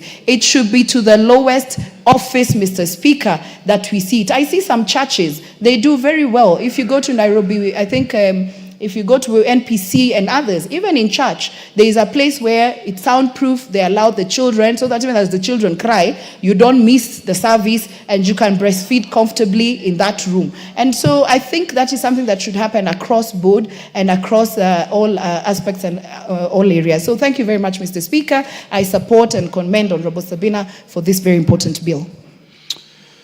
I know Honorable Charles Ngusia agrees the Speaker decided right to allow you to speak before him because those experiences are deep. Before you give Honorable Charles Ngusia the mic, let me welcome a number of institutions in both the public gallery and the Speaker's gallery who are visiting the House to observe proceedings. What is happening in the mountain, the Honorable Kagombe? The mountain is very loud in Parliament today. What is happening? Yeah, so let me welcome students and pupils and their teachers from Gatue Primary School in Kirinyaga Central Constituency, the Great Kirinyaga County. And then students and pupils from Al-Huda Muslims Primary School, Kajiado Central Constituency, Kajiado County. Both institutions are welcome to the National Assembly to observe proceedings. The Honorable Charles Ngusia will now speak. Thank you, Mr. Speaker, for this opportunity. Indeed, it's a good time to bring this motion because I have observed this week is one of the busiest. Children are visiting from all over the country, and I would like to take this opportunity to welcome them to the National Assembly. Mr. Speaker, it has been scientifically proven that breastfeeding actually is very important because it strengthens the immune system of the baby, and also sometimes it improves the mood of the mother who is lactating mother, Mr. Speaker. And this bill is actually seeking to provide the legal framework for the mothers who wish to breastfeed by giving them the rights actually to get lactation place in the institutions they are working in, Mr. Speaker. Mr. Speaker, I am speaking this because I was just imagining if I was a woman. I got 2 children when I joined Parliament, the first term and this term, Mr. Speaker. And I was just imagining if I was a woman lactated, it would be a very difficult circumstances for me. But I would like to salute women all over the world. Women, congratulations. We love you, we respect you, we adore you, and we cherish you forever because of what you do to our society. Mr. Speaker, this bill is actually describing some of the basic necessity or irreducible minimums of the lactation place. If you look at it, it specifies that lactation place should be shielded and free from intrusion from the colleagues or the co-workers. And this one will provide privacy to the person, to a mother who is lactating, Mr. Speaker. Mr. Speaker, let us not just create a lactation place. It needs to be quiet. It needs to be calm. It needs to be clean and conducive to both mother and the child so that they can enjoy good time together, Mr. Speaker. Mr. Speaker, some of these descriptions already given here, they are very good, like having a lockable door, having a wash basin for safety and cleanliness, having a fridge so that when you express milk and you don't have time to go back, you can leave the baby and get that milk fed to the baby, Mr. Speaker. Mr. Speaker, there are so many issues we can discuss, but because my colleagues want to talk about this bill, I will not repeat what our colleagues have said. So I would like to say this is a very good bill, Sabina Chege. Make sure it is fully implemented in our country. We can have lactation place even in aircrafts when some of the mothers, actually they are traveling, they struggle a lot. Where do you lactate in an aircraft when you are flying long distance, like to Sydney, Australia, Japan? Maybe we can extend it to the transport industry, and we will love lactating mothers enjoying their time with their baby. With those few remarks, I salute you for bringing this motion, and I fully support it. Thank you, Mr. Speaker. The Honorable Peter Orero is now recognized to speak and put this also in the context of education. Thank you, Mr. Speaker. I think this is one of the bills that has made me really wait even when lunchtime is almost, because it is affecting all of us. When I look at you, Mr. Speaker, you look like somebody who was breastfed for 2 years. When I look at your chest, because we believe in our culture that a man who was breastfed well, you recognize him by the size of the chest and also the level of intelligence. Because lactation in our culture a long time, it acted also as a family planning. If you look at your family, you will realize that people were born after 2 years. Because our mothers used to breastfeed for at least 2 years. I would have wished that we put a rider on that bill, that we have compulsory lactation for mothers, not just for 6 months, but at least for 1 year, so that we have what is called early good mental development. And during lactation, if Dr. Nikal was here, I would tell you that it inhibits certain hormones which allows for pregnancies and controls estrogen and those kind of hormones. So we need to encourage lactation. Now, I want to bring my experience when I was a principal of school. And today I can confess that during my tenure, all the mothers who gave birth, they were expected to come back after 3 months, but I used to give them even after 1 year. And if they were in my department, I will redistribute their lessons and make sure that when the mothers come back to school, they are ready to teach and impart knowledge to our children. I am looking for a time when even the Teachers Service Commission will give teachers who are mothers in this country, not just 3 months. You can imagine if you have had a cesarean and you have given birth and you are wanted back to class within 3 months, even when you have not healed. And some of our people will even interdict our lady teachers because of not reporting, yet they know that they have small kids. We need as a country that we respect mothers, because all of us are products of mothers. Now this bill has come at the right time. Now, we have what is called daycare centers. I wish that the NGCDF allows the committees, the CDF committees, to be able to build daycare centers for the young girls who have given birth and they want to still go to colleges, and all the TVET centers to have daycare centers so that we encourage young mothers who can carry their children, live at daycare centers within the institution, go on with their education, and later on, if they so wish, to go and breastfeed. Now, this should also be a rider in this bill. I want to say that this bill should be supported by all of us, and not necessarily these sectors to be brought next to the working places.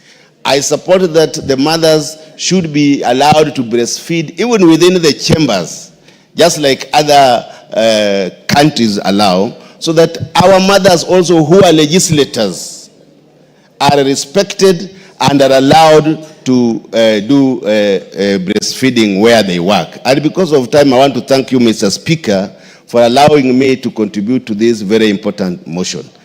Thank you, Mr. Speaker.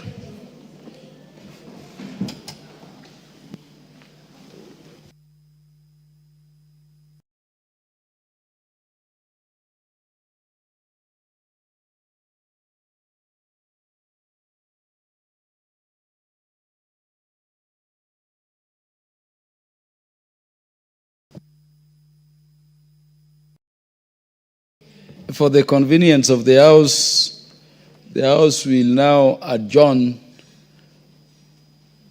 to go and prepare for the afternoon session. We have standing honorable members.